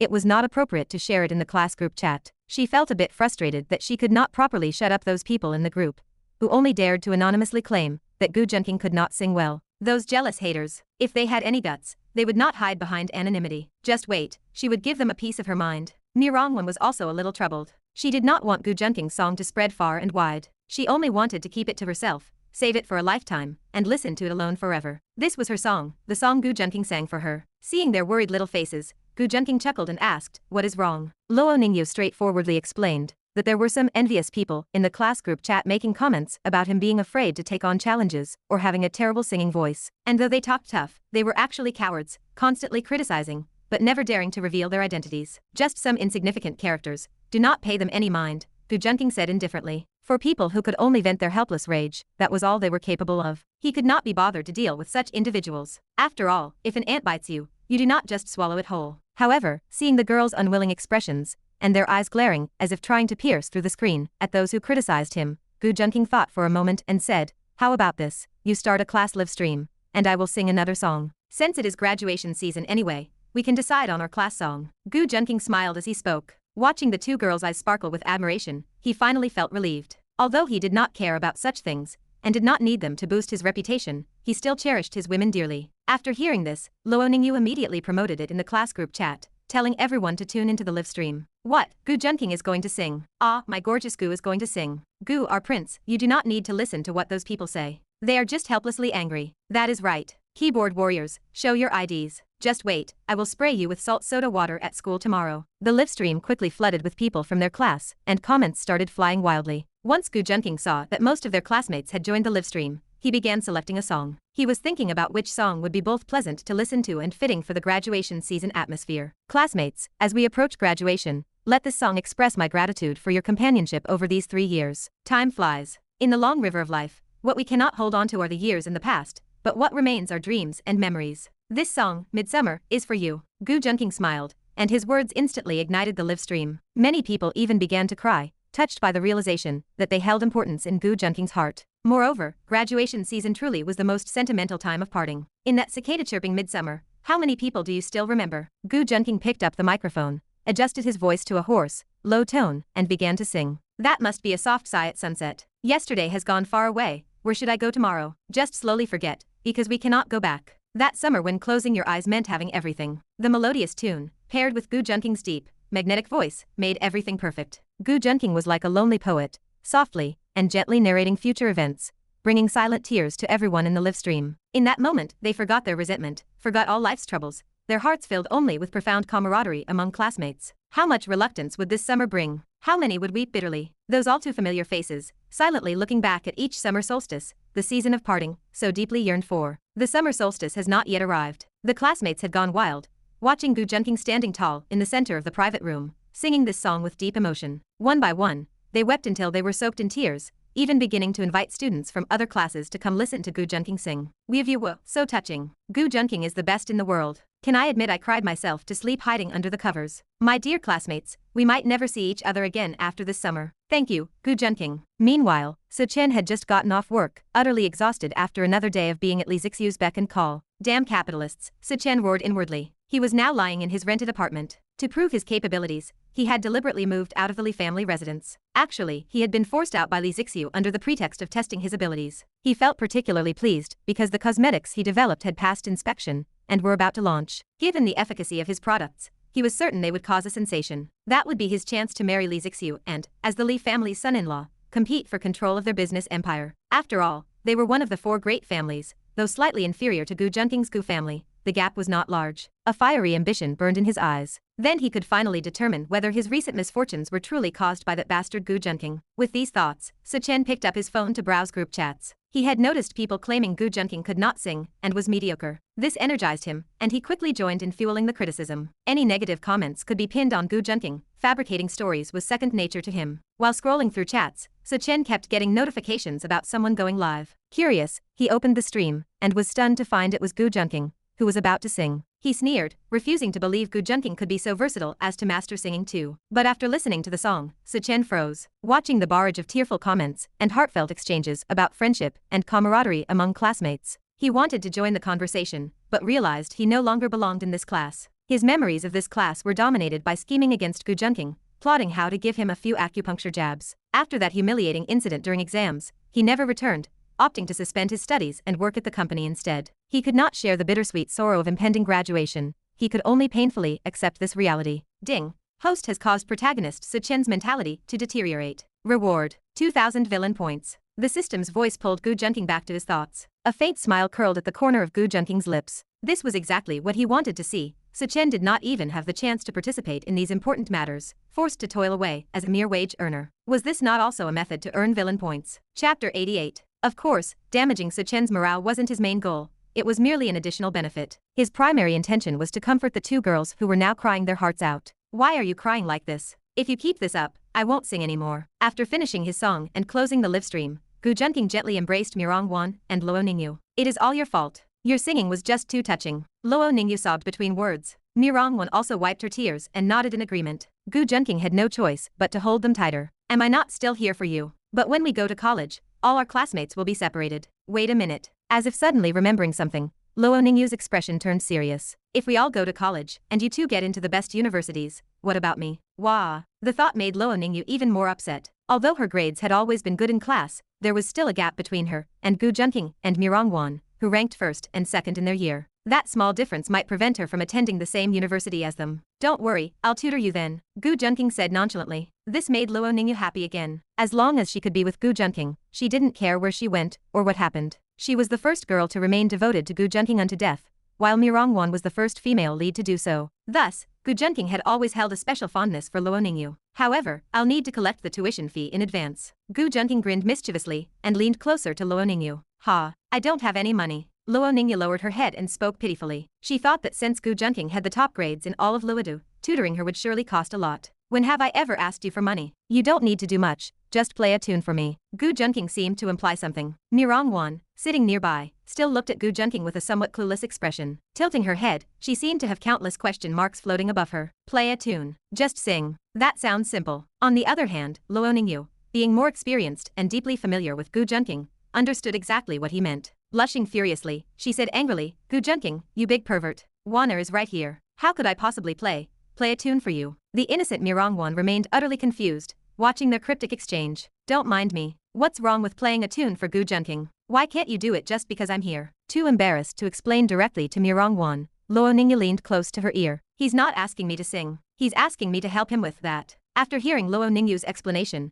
Mirong-wan's face flushed red all the way to her neck. She raised her delicate hands and started hitting Gu Junking. Gu Junking, you big pervert. What are you thinking about again? Not to be outdone, Luo Ningyu also began teasing Gu Junking. Seeing that they were no longer dwelling on sad thoughts about graduation, Gu Junking felt relieved. He let them play around, as their hits felt no more painful than a kitten's scratches. Instead of hurting, it only made his heart itch. Gu Junking's eyes sparkled with laughter as he spoke in a tone that carried a hint of playful threat. If you keep pestering me, I won't let you off easy. What? What are you going to do? Hearing Gu Junking's tone, Mirong-wan and Luo Ningyu quickly stepped back, crossing their arms over their chests. Gu Junking rose leisurely to his feet. If I said I wouldn't do anything, would you believe me? With a smile, Gu Junking lifted Mirong-wan onto his left shoulder and hoisted Luo Ningyu onto his right. The two women were carried into the bedroom. This private room had been specially designed for him, complete with a bedroom for resting, allowing Gu Junking to stay overnight if he wished. Of course, I won't do anything, just a big bad wolf wanting to eat two little white rabbits. Faint echoes seemed to linger in the private room,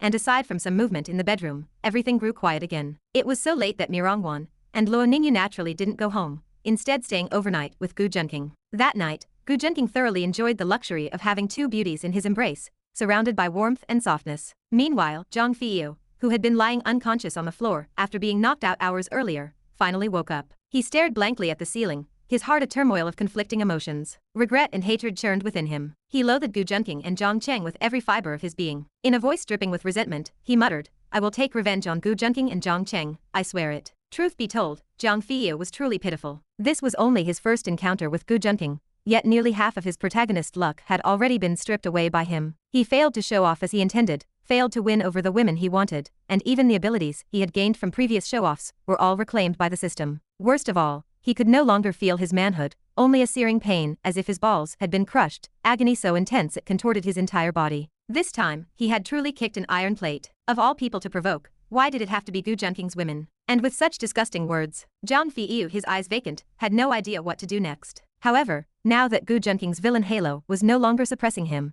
his protagonist halo was finally about to take effect. "Hello, did you just say you want revenge against Gu Junking?" A young man's voice echoed in the private room. Zhang Feiyu looked up, bewildered. He didn't recognize the person. Fear crept in. Not only had he lost his strength, but he couldn't move. Another beating might just finish him off for good. The newcomer was Sichen. Watching the livestream at home, he had been seething with resentment. After seeing the party location mentioned in the class group chat, and spotting Mirongwan in Gu Junking's livestream, he grew worried that Gu Junking might try something like drugging her. On a whim, he decided to come and try his luck. Sichen didn't quite understand why he felt compelled to come here. Was it really just because of Mirongwan, or some mysterious guidance from the universe? He was puzzled, but as he passed by this private room, he now realized that perhaps this was the purpose the universe had guided him toward. This strange intuition was tied entirely to the person before him. Moreover, hearing Zhang Feiyu's words of hatred toward Gu Junking made Sichen's eyes gleam. He had long wanted to deal with Gu Junking himself. After all, the enemy of my enemy is my friend. Gu Junking's influence was too formidable. He needed to unite every possible ally he could find. Sichen stepped forward with a slight smile and asked him, "Hello, was it you who just said you wanted to take revenge on Gu Junking?" He looked at the man lying pitifully on the ground,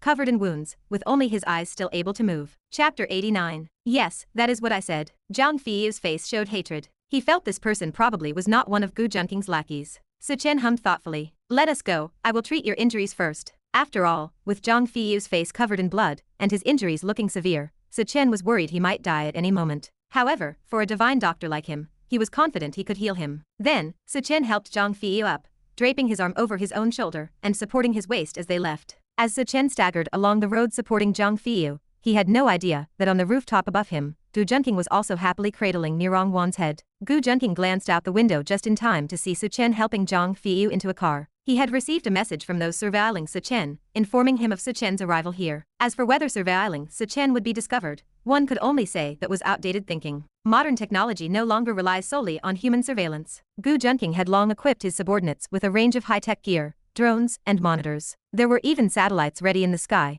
poised to provide Gu Junking with the location of anyone he needed to surveil at a moment's notice. Surveillance left no trace, utterly undetectable. This was the current strength of the Gu family. Under Gu Junking's leadership, the Gu family was gradually transforming, shedding its outdated and decayed elements. Whether in technology, economic power, or political influence, it was still growing and strengthening. It was more powerful than ever before. Gu Junking always adopted the strategy of despising the enemy tactically, while taking them seriously strategically when dealing with protagonists. He had no intention of capsizing due to a minor setback. The countless warnings from villains across the multiverse had sounded a loud enough alarm for him. Incidents where villains were defeated due to excessive gloating or other reversals would never happen to Gu Junking. A meaningful glint flashed in Gu Junking's eyes. After a brief moment of contemplation, he dismissed the matter. For now, it was merely two pawns joining forces, hardly a threat to him. Moreover, he loved exploiting human nature. The examples of Liu Yang and Lin Tian were still fresh in memory. Besides, with both Sichen and Zhang Feiyu being protagonists, who would take the lead, who would follow, and how would they resolve the issue of the female lead? These were all points Gu Junking could exploit. Gu Junking was like a giant hand, plucking the strings of fate at will, manipulating the destinies of Sichen and Zhang Feiyu. Only by breaking free from this giant hand would they qualify to face Gu Junking directly. Otherwise, they would not even have the right to confront him head-on, doomed to have their fates controlled by Gu Junking. Gu Junking stood by the window pondering for a while until a voice called from behind. "Come to bed soon, we have class tomorrow." A smooth, pale arm emerged from the silk quilt, beckoning Gu Junking to join them. The room was brightly lit, and Mirongwan felt she could not sleep in such an environment without Gu Junking by her side, lacking a sense of security. As for Luo Ningyu, the girl was already exhausted and fast asleep, practically dozing off as soon as she touched the bed. She had been the main force in their earlier activities, while Mirongwan could only be considered support. After all, Luo Ningyu had been with Gu Junking for a long time and had engaged in such activities many times, whereas Mirongwan was still somewhat shy. With a satisfied smile, Gu Junking walked over, lay down on the bed, and embraced both women. In a certain sense, he had already fulfilled his dream of sharing a bed with multiple women today, so he was naturally satisfied.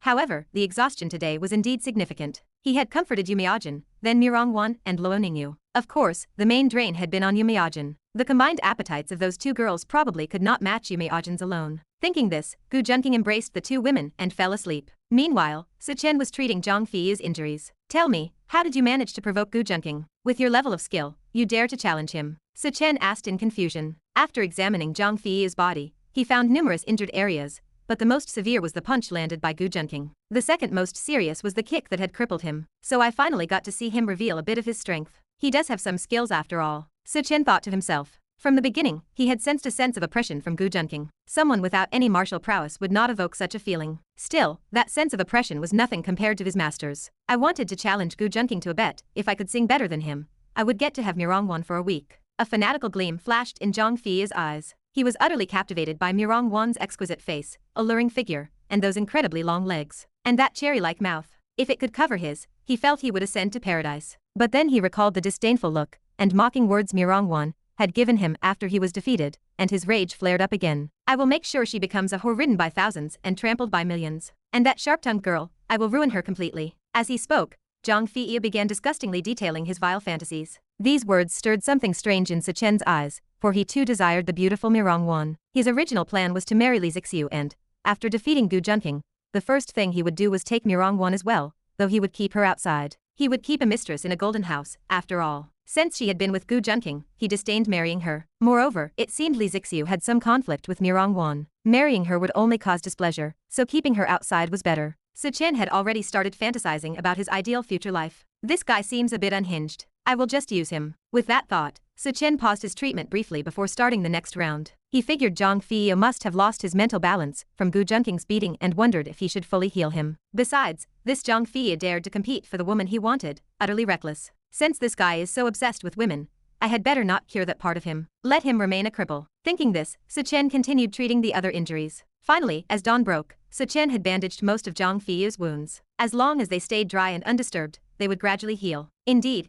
the external injuries were relatively simple for a master of medicine like Sichen. The difficult part was the internal injury from Gu Junking's punch. That was the fatal wound, the one that had left Zhang Fei immobilized. Sichen wiped the sweat from his brow, feeling that Gu Junking's punch technique was truly exquisite. Moreover, it seemed remarkably similar to his own sect's martial art, the profound gate technique. Whether it was the marks left behind or the sophistication of the moves, they closely resembled the techniques of his master's school. However, he did not dwell on it too much, simply assuming it was a skill Gu Junking had practiced within the Gu family. If Sichen were to find out that Gu Junking had not only mastered his sect's techniques, but had also nearly seduced his master, what would he think? Chapter 90. The profound gate art was the exclusive heritage of Sichen's master and disciple lineage, taught by Jizuyu. It encompassed not only breathing techniques and body-strengthening mental methods, but also included martial arts forms such as fist and palm techniques. It was a relatively comprehensive martial arts manual. This was also brought out by Jizuyu from her sect, the Profound Heaven sect, and essentially what she had studied since childhood. However, Jizuyu always instructed her disciples not to use these skills openly, fearing it might attract enemies. Thus, the senior sister Chen Lingyu had never employed these techniques outside. In street fights, she relied on learned combat skills,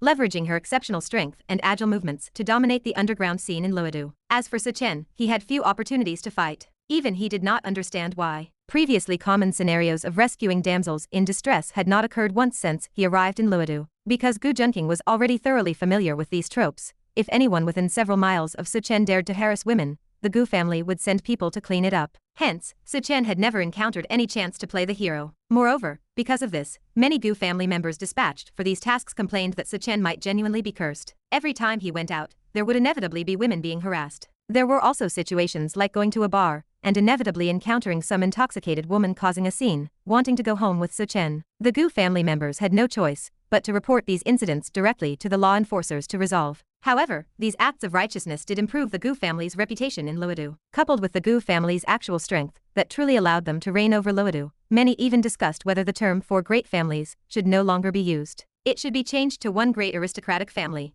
and three great families. An aristocratic family could endure generation after generation, while a family might only achieve peak glory in one generation. A family's influence might only extend to several surrounding states, whereas a powerful aristocratic family's influence could radiate throughout the entire nation. It must be said that Sichen had indeed dedicated himself to the advancement of the Gu family. From this, one could see how much importance Gu Junking placed on protagonists like Sichen. Gu Junking worried that if Sichen encountered some powerful figure's woman, it would be even more troublesome, so he cut off Sichen's path to relying on others from the start, forcing him to rely solely on his own efforts to build his career. As for the Li family being able to assist Sichen, would the Gu family not cause trouble for him? Moreover, the person behind the company Sichen worked for was none other than Gu Junking himself. After Sichen treated Zhang Fei's injuries, his expression turned grave as he prepared to say something to Zhang Fei. Zhang Fei's heart sank, a sense of foreboding washing over him. Having just received Sichen's treatment, he had some understanding of Sichen's medical skills. The acupuncture techniques clearly showed practice and were extremely proficient. He is indeed not simple. He must have a master. No wonder he dares to oppose Gu Junking. During their earlier conversation, He had finally fully understood who he was dealing with. After learning about some of Gu Junking's deeds,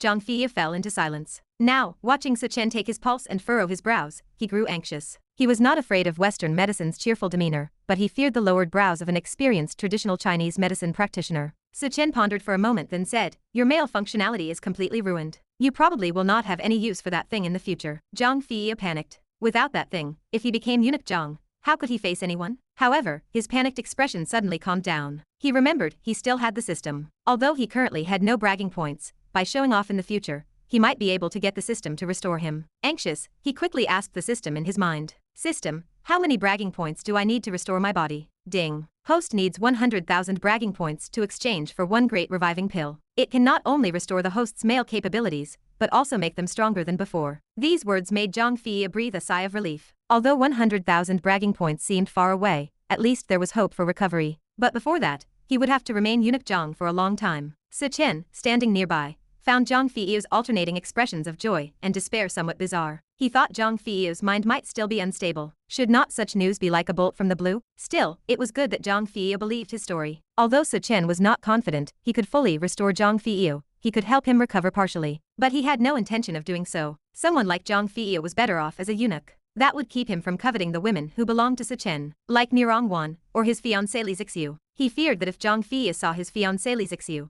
he would be struck by her celestial beauty and try to snatch her away. Suddenly, the system's voice echoed in Zhang Feiyu's mind. Ding. New mission issued. Show off in front of Sichen and become sworn brothers with him. You must be the elder brother. Ding. New mission reward, 10,000 bragging points. Zhang Feiyu's eyes turned red as he read the system's new mission. 10,000 bragging points. He had never encountered such a mission before, except for that one time when the reward for showing off in front of Gu Junking was even better. Is Sichen someone important? Or does he have some hidden identity? Zhang Feiyu wondered. But he did not care. This was 10,000 bragging points. Zhang Feiyu's eyes were burning with greed. This was the first step to restoring his male charm. He had to complete it. Brother Sichen, let me tell you, back in my prime, I could take on over a dozen men without breaking a sweat. If I had not slipped up and been ambushed by that bastard Gu Junking, I would have crushed him back then. And those women, sooner or later, I will take them all back. When the time comes, I will share a few with you, brother Sichen. Sichen smirked faintly. So how do you plan to deal with Gu Junking now? Now, just wait. Once I recover, I will crush him instantly. And the Gu family, I will give you a share, brother. Zhang Feiyu boasted with feigned magnanimity.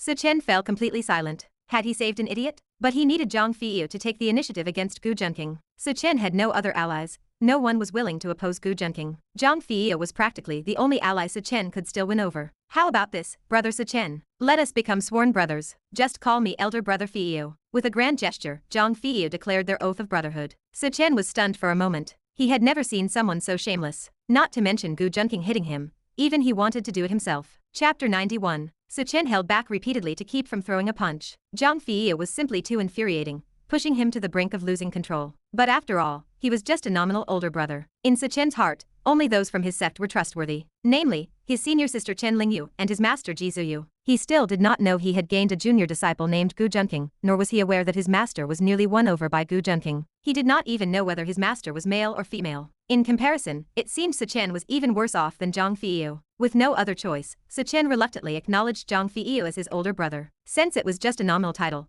he figured he could let Zhang take the fall if anything went wrong later. Sichen's eyes flickered with contemplation. All right, brother. I am currently a vice president at a company. Why do you not come and take a position there? Say, as the product department manager, Sichen said to Zhang Feiyu with a smiling face. But what Sichen did not realize was that the moment he acknowledged Zhang Feiyu as his older brother, a portion of his luck was siphoned away by Zhang Feiyu. This allowed Zhang Feiyu, who had just lost half of his luck to Gu Junking, to recover some of it. Seeing that the task issued by his system was completed, and that he had gained some bragging points, Zhang Feiyu was quite pleased. Now, hearing Sichen mention taking a position at his company, his eyes lit up with delight. I did not expect you to be so accomplished at such a young age, Chen. Why did you stop studying? Zhang Feiyu asked, somewhat puzzled. Sichen's face stiffened. He had no intention of telling Zhang Feiyu that he had publicly soiled himself, and was too embarrassed to return to school. What is the point of studying? Is it not just to make money? I am already earning now, why would I need to keep studying? Seeing Zhang Feiyu still probing, Sichen resorted to sophistry to answer him. Though, in reality, he had not started making money yet. Given his status, he had even made Li Zixiu borrow a large sum on his behalf. In effect, he was now saddled with significant company debt. There was no other way. He lacked startup capital, and had no choice but to have Li Zixiu borrow money in his name, planning to repay the huge debt once he made it big later. Zhang Feiyu raised an eyebrow, a hint of amusement in his eyes. Was it not because you had an accident during an exam? He had finally remembered who Su-chen was. Even during his own reclusive phase, he had heard of Su-chen's infamous title, the King of Shit. Watching Su-chen's expression turn rigid, Zhang Feiyu revealed a satisfied smile. He was not foolish. He could tell Su-chen was hiding a lot from him. Even the faint mockery and disdain in Su-chen's eyes stirred some anger in him. If it were not for needing to rely on Su-chen's medical skills and strength, along with the system's assigned task, he would not have wanted to cooperate with him at all. Su-chen also realized that this man was not as dumb as he seemed. He knew exactly how to disgust him. By pretending not to know the reason, Su-chen left school, and then asking about it, Zhang Feiyu had deliberately provoked him. Su-chen felt genuinely disgusted. With a strange smile he replied, "If you already knew, why ask?" "Haha, no worries, Chen. Let us talk more about the position." Zhang Feiyu waved his hand, feigning a hearty laugh to signal moving past the topic. "It is just the product department manager, a nominal role. That way, we brothers can prosper together." Su-chen suppressed the feeling of humiliation. "Fine, I will take the position. But I still need to continue my studies." "No problem, brother. However, you will need to meet my fiancé at the company first before we can finalize your compensation and such." Su-chen was overjoyed, thinking that as long as his goal was achieved, nothing else mattered. The reason he wanted Zhang Feiyu to take this position was because he had a vague sense of unease about the company's recent situation. Yet, he could not pinpoint exactly what was wrong. Pushing Zhang Feiyu to become the product manager was mainly to oversee the cosmetics he had developed. If there were issues with the product or the company,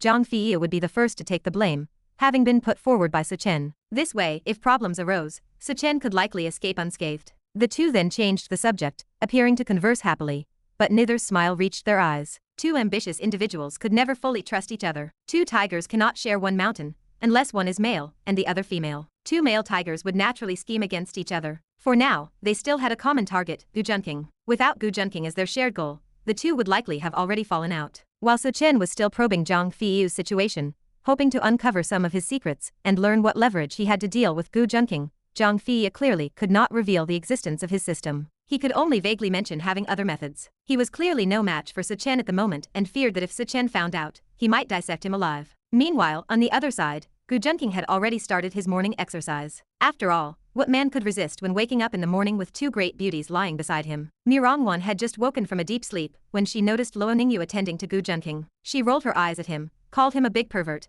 and got out of bed to wash up in the bathroom. Gu Junking watched Mirongwon, whose elegant demeanor remained unchanged even after a night's sleep, his eyes filled with satisfaction. He patted Luo Ningyu's drowsy little head and let her go back to sleep. She had been awakened from her slumber by Gu Junking, the big pervert, and had no choice but to indulge him. Now, she was still very sleepy, and her jaw felt sore. Watching Gu Junking also head into the bathroom, clearly to bother her best friend, Luo Ningyu smiled and drifted back to sleep. She felt that waking up to see Gu Junking and Mirongwon every day was truly wonderful. This kind of life is really not bad. Gu Junking entered the bathroom, pulled Mirongwon into his arms, and began kissing her. Mirongwon could only twist and dodge, but before she knew it, her entire face had been covered in kisses. In the end, her rosy lips were captured by Gu Junking. Mirongwon was kissed breathless in Gu Junking's embrace, and her neck began to ache. After all, Mirongwon, standing at around 1.7 meters, seemed somewhat petite compared to Gu Junking's nearly 1.9 meter frame. She could only tilt her head back and let Gu Junking have his way. Gu Junking reluctantly pulled away,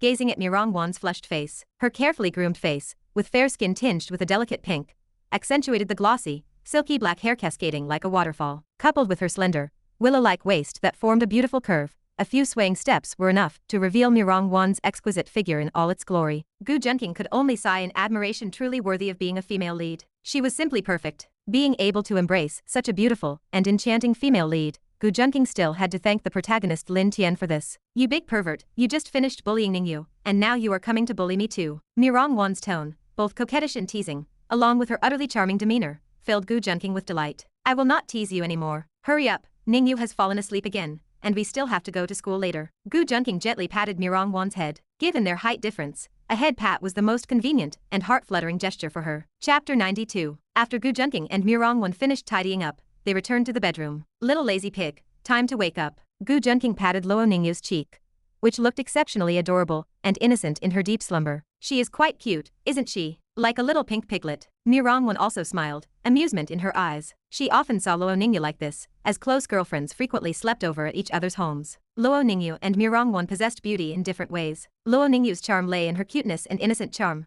while Mirongwon's beauty was reflected in her gentle elegance and refined delicacy. Though they were different types, both were exceptionally beautiful. Luo Ningyu swatted away Gu Junking's hand and opened her round, bright eyes. It is all your fault, making us get up so early to do such embarrassing things. And you. How can you stand there making sarcastic remarks? Next time, I will not take the lead. You can serve Gu Junking all by yourself, and see if you get tired. Luo Ningyu protested against the two, calling her a little pig. It was just too mean. Seeing the two of them smiling at her with amusement in their eyes, Luo Ningyu blushed, and hurried into the bathroom to freshen up. Afterward, Gu Junking escorted both of them to school. As for himself, he had other matters to attend to. The invitation from his senior martial sister, Chen Lingyu, was approaching its scheduled date, and it was time for him to pay her a visit. Gu Junking headed alone to the western district of Luodu, without bringing any members of the Gu family along. Firstly, it was not necessary, he was not going there to pick a fight. Secondly, it was better to keep his identity concealed for now. After all, Ying Shixing was essentially under his influence. If anything were exposed and caused misunderstandings, it could affect some of his future plans. As soon as Gu Junking arrived at the villa marked in Chen Lingyu's letter, he was stopped by her subordinates. These were Chen Lingyu's underlings, stationed there to prevent outsiders from accidentally entering,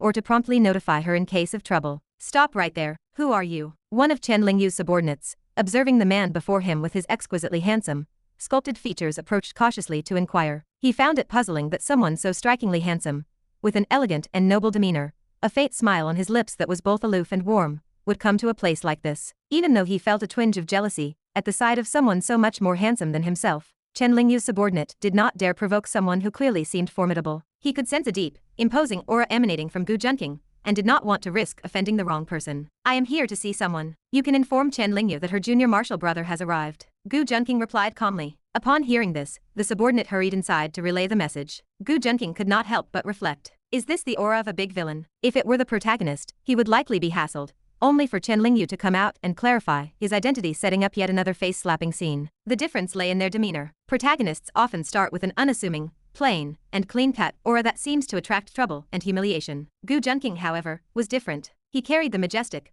noble bearing of a monarch, combined with the grace of an aristocratic young master. Every gesture exuded an air of distinction, making others hesitant to underestimate him. Naturally, no face-slapping incidents occurred. Gu Junking speculated that if Sichen were to come, he would surely be mocked. Before long, the subordinate returned with a respectful expression, and invited Gu Junking inside. As soon as he stepped into the villa, Chen Lingyu rushed up to greet him. Oh, you are not junior brother Sichen. Chen Lingyu wore a puzzled expression. Gu Junking's eyes lit up with admiration at the sight of Chen Lingyu's devilishly fiery figure. Her voluminous golden curls shimmered brilliantly, while her slender legs clad in form-fitting trousers accentuated her flawless physique. Years of rigorous training had left her without an ounce of excess fat. Her delicate face bore no trace of makeup, exuding not only a heroic spirit that rivaled any man's, but also an imperious aura. Her piercing eyes reflected the demeanor of a formidable woman, all qualities honed through years of leadership. Without these traits, her stunning beauty alone would never have secured her position as the boss. Meeting Chen Lingyu's gaze, Gu Junking replied, "Senior sister, I am not Sichen. My name is Gu Junking. Master sent me here, and at a great cost too." Gu Junking thought smugly, vividly recalling how Jizuyu had stammered speechlessly at the time. The thrill of that moment was something none of the other women in his life could replicate. Chen Lingyu eyed him skeptically. After all, Jizuyu had only mysteriously mentioned sending a junior brother. She had assumed it would be Sichen, unaware her master had taken on another disciple. Wait here then, I will verify this, Chen Lingyu said, preparing to contact Jizuyu. But since phone calls could only be made to villagers at the foot of the mountain, there was no signal up here. Reaching Jizuyu would take considerable time. Smiling, Gu Junking produced the satellite phone he had specifically reserved for Jizuyu. He had left it with her so he could call whenever he missed her or needed to discuss matters. Chen Lingyu took the phone, and only upon hearing Jizuyu's uniquely disguised voice did she relax. Seizing the opportunity, she chatted animatedly with her master. It had been so long since they last spoke. "Master Zhu, why have you not come down the mountain yet? I miss you so much." Had her subordinates witnessed their typically forthright boss acting so coquettishly, many jaws would have dropped in astonishment. "This master is still recuperating. The injuries have improved significantly. Once my condition stabilizes, I will descend." "All right then, master. Have you found me a mistress yet?" Chen Lingyu's face glowed with gossipy excitement. She felt her master had been alone for too long and, despite being middle-aged, was still young. Though he really ought to break that habit of always wearing a mask and cloak. Ahem. Jizuyu coughed abruptly on the other end. She still had not figured out how to explain to Chen Lingyu that she was actually a woman incapable of providing a mistress. "But then again, I suppose I have," Jizuyu replied, suppressing a laugh. As the master, Gu Junking could technically be considered the mistress, could he not? Though nothing was official between them, and their relationship remained that of master and disciple, the extent of her actions before parting had implicitly acknowledged Gu Junking's place in her heart. Her feelings for him had grown complex, not just a master's concern for a disciple, but also a woman's admiration for a man. Nearby, Gu Junking listened with a mix of delight and complexity. Although Jizuyu had acknowledged a certain status, the title of Shinyang, mistress, was absolutely unacceptable. How could he face others if this got out? Gu Junking pondered how to explain these identities if everything were exposed in the future. Actually, it was also Ji Zuyu's fault for hiding her gender for several years. Even her two closest disciples had not discovered she was female. Chapter 93. Chen Lingyu nearly jumped with excitement when she heard Ji Zuyu say that it was sort of a yes. She had completely forgotten about Gu Junking standing nearby, focusing only on her conversation with Ji Zuyu. She immediately began asking about various details. Master, how old is she? How tall is she? Where does she live? How much bride price does she want? Your disciple will pay it. Her eyes sparkling like little stars, she looked like she genuinely wanted to help her master cover the bride price. Gu Junking smiled faintly at the side. He did not need any bride price, as having her as the dowry along with her master would be enough. To be a maidservant accompanying the bride, the kind that can share the bed, Gu Junking thought smugly to himself. After all, anyone who could win over Ji Zuyu was no ordinary person. Had not even that invincible protagonist failed to do so, he resorted to that if I cannot have it, I will destroy it nonsense, even injuring his beloved master Ji Zuyu. Gu Junking sneered coldly. Whether it was personal grudges or public grievances, he and that protagonist were irreconcilable. On the other end, Ji Zuyu looked helpless. She did not know how to explain things to her disciple now. She was even a bit worried about what her disciples would think if her secret identity were exposed. Gu Junking was truly clever. She did not think she had revealed many flaws, yet Gu Junking had accurately seen through them all. Little did she know that Gu Junking already knew the plot, so he was aware she was a woman. This allowed him to pay special attention to Ji Zuyu's every move. Is there anything else? Have you seen your junior brother? However, since this call had been made, she guessed Gu Junking was probably nearby. After all, it was Gu Junking who had given her the phone. Oh right, I almost forgot. Only after her excitement subsided did Chen Lingyu remember this important matter. Master, is junior brother tall and super handsome? After describing Gu Junking's appearance, Chen Lingyu finally confirmed that Gu Junking was indeed her junior brother. Relieved, she then focused on chatting with Ji Zuyu about daily life, as it had been a long time since they last talked. By the way, Lingyu, have you seen your junior brother Su-chen? There has been no news from him for a long time. Ji Zuyu asked worriedly about Su-chen's situation. Master, no, I have not seen him. Junior brother Su-chen has not come to me since he descended the mountain. I will send people to keep an eye on his situation, so do not worry. Chen Lingyu patted her chest as she assured Ji Zuyu. Although Ji Zuyu could not see it, Gu Junking certainly could. Gu Junking wore an expression of wanting to look but feeling too embarrassed to do so. After all, she was his senior sister, and although he had long intended to pursue her, since she was also a female lead, their relationship was not very deep yet. Just one glance, only one, Gu Junking silently promised himself. But who would have thought that one glance would make it hard to stop? Although Chen Lingyu's proportions were not the largest Gu Junking had ever seen, they could still be described as impressively endowed. Gu Junking stole a few glances before suddenly noticing Chen Lingyu looking at him with a knowing smile. He quickly averted his gaze, focusing on his nose and heart, not daring to look again. Gu Junking reflected silently. It is not like I have not seen such sights before, so why act like this? Normally, Gu Junking would not behave like this. He guessed it was probably hearing Ji Zuyu's voice that had stirred up his little brother. Chen Lingyu did not bother looking at her junior brother, who seemed a bit embarrassed, turning instead to chat with Ji Zuyu again. All right, give the phone to your junior brother. I want to talk with him. Hearing her master speak like this, Chen Lingyu muttered under her breath, but still returned the phone to Gu Junking. Since childhood, she had feared nothing and no one except Ji Zuyu, which was why she only obeyed Ji Zuyu's words. Here, the phone is for you. Master wants to talk with you. Chen Lingyu handed the phone to Gu Junking, then focused intently on staring at his face, wanting to firmly memorize his features. She suffered from mild face blindness, usually forgetting people's faces almost immediately after seeing them, and being unable to recognize them upon meeting again. That was why she maintained a distant attitude toward everyone. Only her master, with that black mask and black robe, was impossible for her to forget even with her condition. This was why Ji Zuyu left such a deep impression on her. Gu Junking wondered why Chen Lingyu's gaze seemed like it wanted to devour him,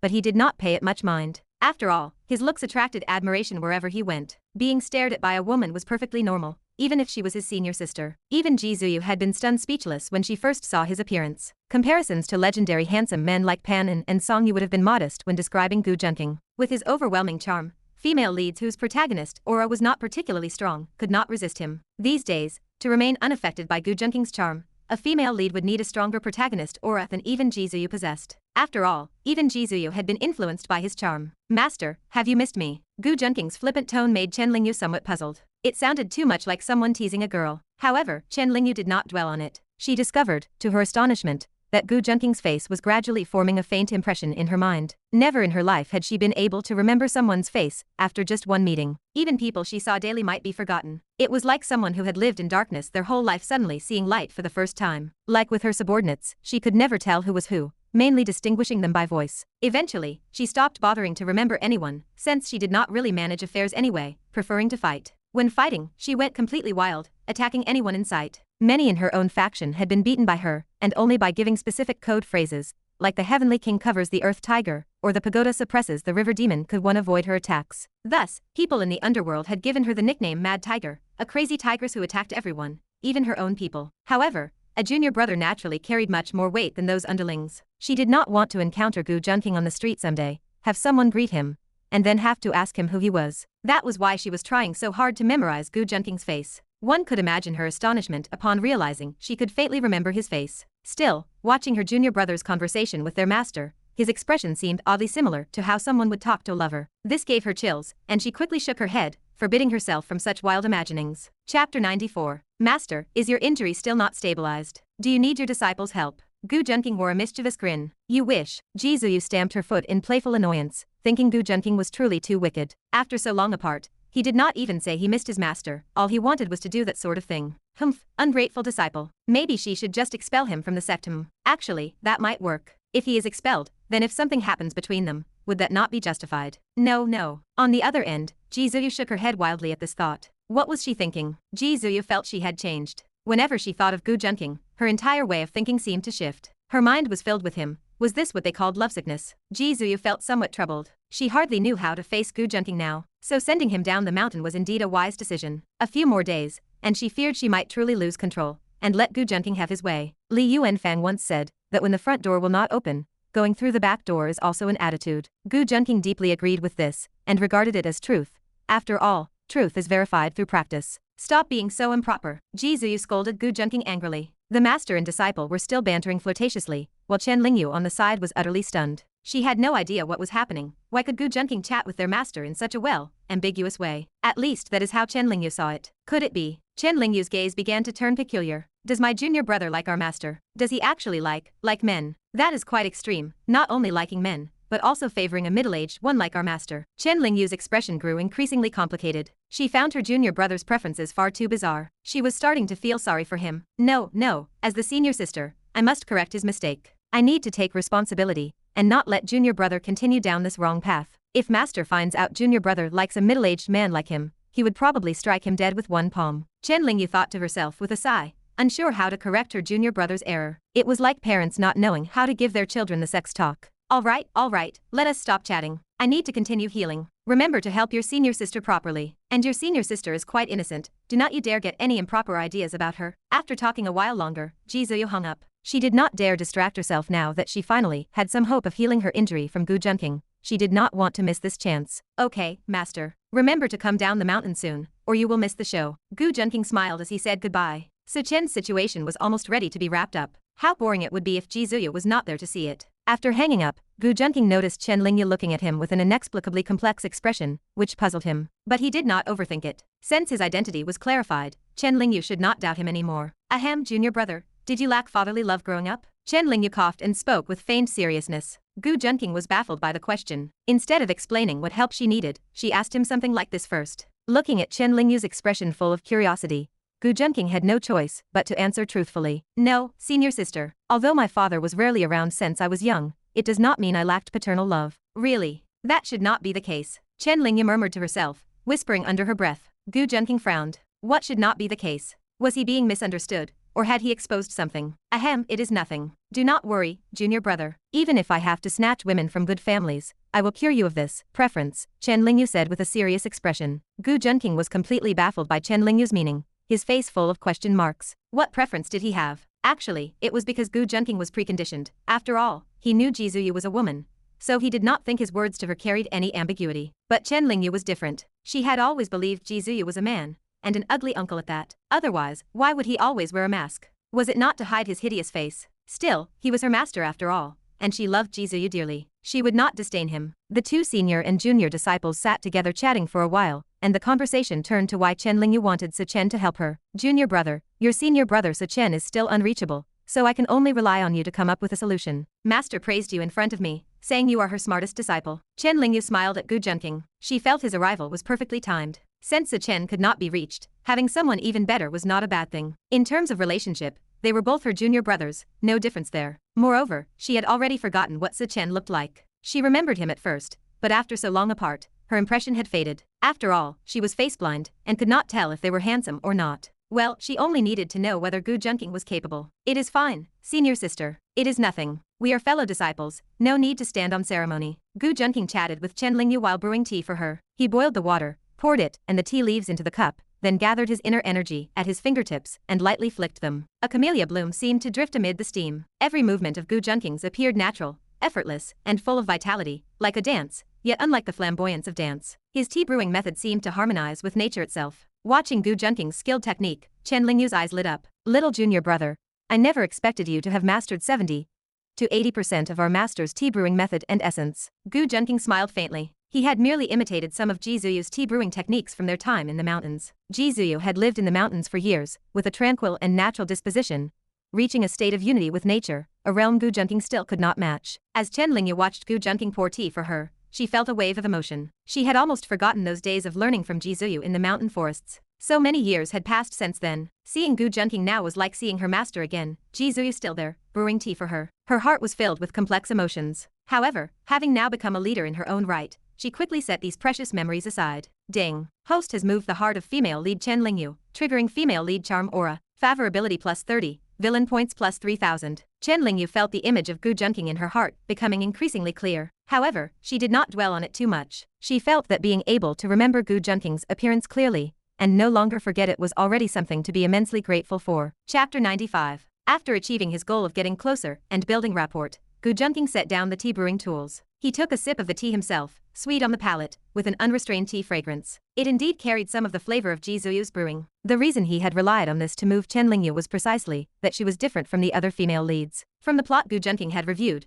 it was clear that Chen Lingyu, as a female lead, had an overly broad-minded nature. To put it simply, she was emotionally dense. Though exceptionally strong in combat, she was utterly naive when it came to matters of the heart. Ji Zuyu's description of her as simple was not wrong. She was indeed quite simple-minded. She believed all emotional bonds were merely camaraderie. Coupled with her prosopagnosia, her feelings toward others were as bland as water. How could she develop any attachment when she could not even remember anyone's face? Even Su Chen from the original storyline failed to evoke any romantic feelings in Chen Lingyu. She simply could not recognize him. This left Gu Junking somewhat speechless, as even he had no surefire solution. He could only test whether his face, which had broken through the charm limit, could leave some impression on Chen Lingyu. But judging by the current situation, it seemed exceedingly difficult. The female lead charm aura could only activate by moving Chen Lingyu emotionally. Otherwise, her favorability would remain stuck at 0. It appeared that even his maxed out charm had little effect on this female lead. Her level of face blindness was so extreme that even a certain man who could not recognize his own wife's beauty would feel ashamed in comparison. Gu Junking decided to check his status. He activated his internal systems. System, use insight eye. Female lead, Chen Lingyu. Age, 25. Charm value, 94. Average, 50. Female lead luck, 1672. Hidden physique, sitting and forgetting physique.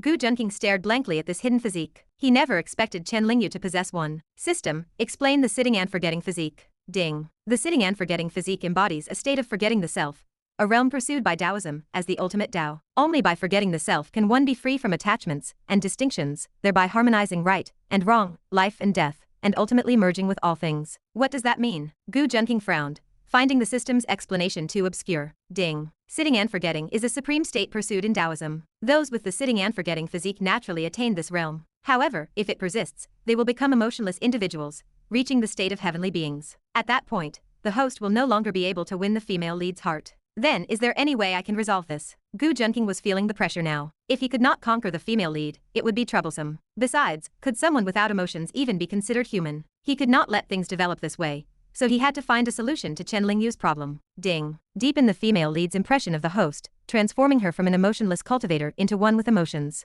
Ding. If the host becomes Chen Lingyu's strongest emotional anchor, the sitting and forgetting physique may transform into an emotion-bearing physique. Then there is no other way. I will just have to take it slow and steady in winning her over. Gu Junking sighed helplessly. Originally, he had not been dead set on conquering Chen Lingyu. His goal was simply to prevent her from falling into the protagonist's hands, especially since even the protagonist would struggle to make Chen Lingyu develop feelings. But now, if he did not pursue Chen Lingyu, she would gradually devolve into an emotionless being. There was no other choice. He would have to reluctantly accept the task. Gu Junking thought somewhat shamelessly. Junior brother, junior brother. Chen Lingyu waved her hand in front of Gu Junking's eyes, snapping him out of his daze. Gu Junking suddenly came to his senses and grabbed Chen Lingyu's small hand, placing it in his palm. He gazed at the golden-haired beauty before him. With an expression that said, "You must believe me," he spoke. "Senior sister, I will definitely cure your illness." Chen Lingyu looked into Gu Junking's eyes, as if tracing the vast starry sky within them. She blushed slightly. Although she did not understand what her junior brother Gu Junking was talking about, that did not stop her from seeing her own reflection in his eyes. "Junior brother, what nonsense are you talking about? Have you gone silly? Clearly it is senior sister who needs to cure your problem." Chen Lingyu patted Gu Junking's head, somewhat displeased. Why did he have that look as if senior sister needed him to take care of her? Yes, senior sister is right. Although Gu Junking did not know what illness Chen Lingyu wanted to treat him for, it was always right to go along with what she said. However, it was good to let Chen Lingyu experience some emotional fluctuations. If an emotionless and detached person became the leader, she would probably turn into a female demon. Would that still be the female lead? Gu Junking wiped off the sweat. But perhaps giving the female lead more responsibilities would be beneficial for her special physique. So Gu Junking decided to change his mind. He had originally planned to hand over the Western District to Yang Shixing, allowing Yang Shixing to unify all the underground forces in Luodu. Now, it seemed better to let senior sister Chen Lingyu unify them instead, giving her something to do. This should help alleviate the effects of her physique, preventing her from truly becoming someone who forgets emotions and attachments, giving her something to occupy herself with. The two senior and junior siblings both wanted to cure each other, but were struggling to find a good method. Chen Lingyu was thinking about how to cure Gu Junking's peculiar and heavy preferences, which actually did not exist. Meanwhile, Gu Junking wanted to reverse Chen Lingyu's physique, which actually posed no threat to her life. But they both believed this was a way to do what was best for the other. "Junior brother, what do you think we should do next? Should we just fight Yang Shixing and his men directly?" She had never been interested in these power struggles, always feeling that they were too hesitant and cautious. In her words, fighting directly was much more straightforward. But now she truly could not only consider herself. Many of her subordinates relied on her for their livelihoods. She could not treat their lives lightly. Since being forced into her position, she had carried a hidden burden, feeling the weight of heavy responsibility. This was also beneficial for the changes in her physique. In the original storyline, Su Chen directly took over her territory. After Su Chen became the leader, he grew wary of Chen Lingyu's influence and left her with nothing to do, claiming it was to let her relax. When Gu Junking read that part, he could only sneer. Although it was wise to be cautious, being so distrustful of one's own senior sister, and even taking away her position as leader, Su Chen was nothing but a hypocrite. Although she breathed a sigh of relief and her burden lightened, her physique worsened, to the point where she could no longer remember what her junior brother looked like. Though she only thought of it as face blindness, others deeply felt that no one could truly enter her heart. In the end, even her impression of Jizuyu had become faint. Alone, returning to Jizuyu's mountain forest to live out her life in solitude. Gu Junking could not let her become like that, so he had to seek change. Unlike Su Chen, who took over her territory without giving Chen Lingyu any responsibilities, he believed he should do the opposite of Su Chen. He would burden Chen Lingyu with heavier responsibilities. Not only would he become her concern, but he would also make her the boss of more territories, increasing the weight on her shoulders to alleviate the effects of her physique. Chapter 96. Senior sister, let's end our conversation here for now. Securing your territory in the West District isn't something that can be resolved overnight. That Yang Shixing has taken over the other 3 districts' territories, and he can't be defeated quickly either. Let's take it slow. Gu Junking pondered for a moment, deciding to set these matters aside for now. Chen Lingyu's unique physique had slightly altered his subsequent plans, requiring further contemplation. "Senior sister, how about I take you out tomorrow for some fun?" After all, there were 70 ways to win a woman's heart, one of which was taking her out for entertainment and shopping. As for the other 69 methods, they were naturally beyond Gu Junking's current capabilities. Thus, Gu Junking could only attempt this approach. He believed that by winning her heart and combining it with some methods, or elixirs from the system, he could likely turn the situation around. However, he wondered if the system's description of an emotional physique would make Chen Lingyu excessively vigorous in certain aspects. Gu Junking stroked his chin, a faint smile playing on his lips as he mused. "Sure, ever since becoming the boss, I've had fewer and fewer chances to go out and have fun." Chen Lingyu deliberately stretched, accentuating her impressive curves. But she noticed that this time,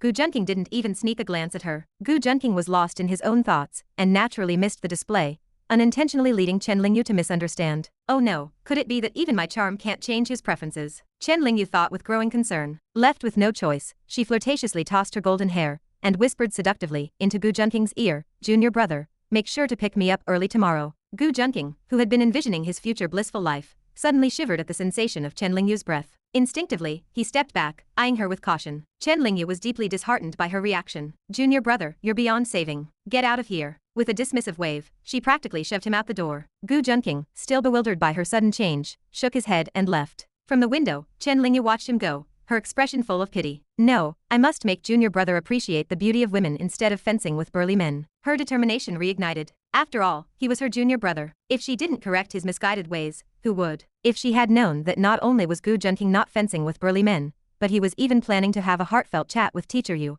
one could only imagine her reaction. After leaving Chen Lingyu's place, Gu Junking headed toward the school. If he went missing again right after returning from the mountains, he wasn't sure whether Teacher Yu would be left unsatisfied. Based on yesterday's experience, he had sensed an appetite akin to a great shark's. She had actually matched his stamina, honed through practicing the Yellow Emperor's inner cannon, a testament to Yu Meijin's current capacity. Without the Yellow Emperor's inner cannon, Gu Junking doubted he could have kept up. However, he also suspected it might be because he was always in the dominant position. Today, he planned to switch things up. Lately, he had been swamped, not only comforting his two adorable maids, Lin Qingzu and Shi Hanyan, but also tending to the two school-going baddas, Mirongwan and Luo Ningyu. And then there was the great shark, Yu Meijin. Life was truly demanding. So Gu Junking really wanted to know, after those male protagonists successfully charmed the female leads, then ignored them for long periods, wouldn't those female leads throw tantrums? And each one acted like a robot, waiting for the male protagonist's attention without ever losing their temper. Gu Junking genuinely wanted to learn their methods. Despite his sophistication and charm, even while juggling multiple female leads, he still had to deal with their occasional anger. They'd sometimes give him a little attitude, though he found it utterly endearing, and he was always willing to coax them. After all, they were his women. If he didn't pamper them, who would? But those bulldozer-like male protagonists were different. They'd conquer one and immediately move to the next, never stopping. Gu Junking suspected that after they were done, they probably couldn't even remember who they'd been with before. While Gu Junking mentally roasted these bulldozer protagonists, he couldn't deny feeling a twinge of envy. As the saying goes, he was green with jealousy. But then again, although Gu Junking might be a playboy, he had a conscience. He took responsibility for every girl he was with. Of course, part of it was also due to the pressure from the protagonists lurking in the background. If he slipped up even slightly, one of his girls might be snatched away by a protagonist. Guard against fires, thieves, and CAO-like schemers. Gu Junking sighed. As he sighed, he realized he had already arrived at Yu Meijin's office. Today, he planned to satisfy Yu Meijin thoroughly so she'd leave him alone for a few days. He was really worn out by the occasional voice messages she sent, so sweet and pleading,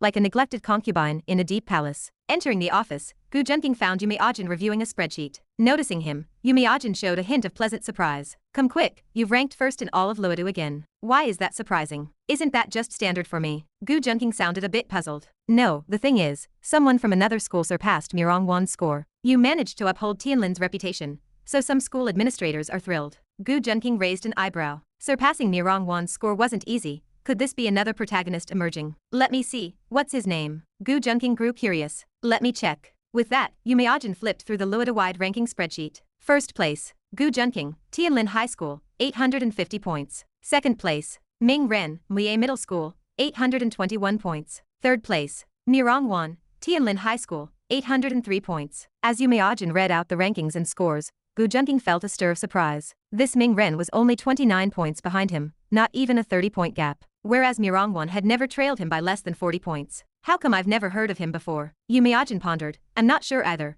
but according to rumors, this Ming Ren wasn't particularly outstanding before. A slow smile spread across Gu Junking's lips. It seemed another protagonist had appeared. A sudden rise to prominence was practically the hallmark of an underdog protagonist. Not that he was afraid. When it came to academic performance, Gu Junking had never met his match since childhood. Besides, he scored 850 because that was the maximum possible score. Otherwise, how could he have been crowned the god of his generation, based on grades alone? Although he only led this Ming Ren by 29 points, the actual gap between them might be far greater than it appeared. Chapter 97. Gu Junking furrowed his brow as he pondered some matters. He felt that although this Ming Ren from Muye High School posed no real threat to him, there was still a possibility he could be a protagonist. After all, someone who had been at the bottom of the class for years suddenly emerging as a genius and scoring second in all of Luodu seemed highly improbable. Even if he had cheated, it would be impossible to cheat his way to second place unless he copied from Gu Junking. But clearly, they were not even in the same school, so cross-school cheating was out of the question. Thus, everyone believed Ming Ren had achieved this result on his own. By the way, Teacher Yu, is not the Tsinghua University recommendation tournament in another month? Please sign me up. Gu Junking thought about how to deal with such a protagonist and suddenly realized that if Ming Ren truly was one, he would definitely show up at such an important event. What a perfect stage to show off. Winning the tournament would not only draw the attention of everyone in Luodu, but also earn respect nationwide. It was practically a springboard to success.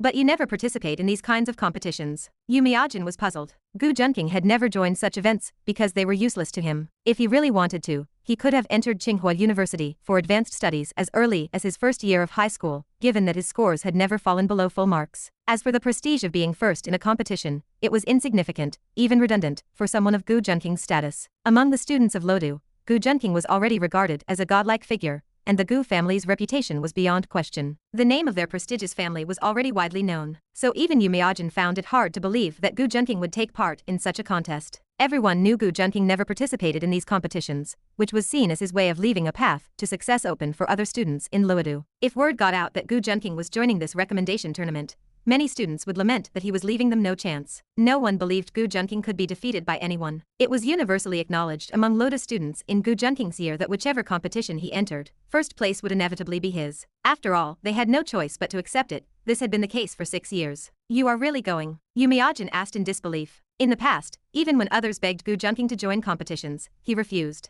His reason was that they were unchallenging and unnecessary. He could just be handed the award directly, there was no suspense at all, so why bother participating? Exactly, to bring honor to the school. Gu Junking replied with a faint smile. Of course, he actually wanted to see this Ming Ren in person, and determine whether he was a protagonist. If he was, then Gu Junking could not let him take first place. In fact, it was time to start reaping benefits from him. Like anyone would believe that. Yu Miajin rolled her eyes. Bring honor to the school, as if anyone would buy that. All right, teacher Yu, I did not come here to discuss grades. Having finished his thoughts, Gu Junking gave Yu Miajin a meaningful smile. Yu Miajin raised an eyebrow. Oh, really? Then who was it that had to lean against the wall for support yesterday? That is right. Although Gu Junking had claimed it was an even match yesterday, he had actually been slightly outdone. But today, he was here to tame this big shark, Yu Miajin. Gu Junking truly had not expected that Yu Miajin's appetite was growing bigger and bigger. That was just an off day yesterday. Today, you will see how I deal with you. After speaking, Gu Junking wrapped his arms around Yu Miajin's slender waist and turned her over to face upward. Teacher Yu, let me tell you a story first.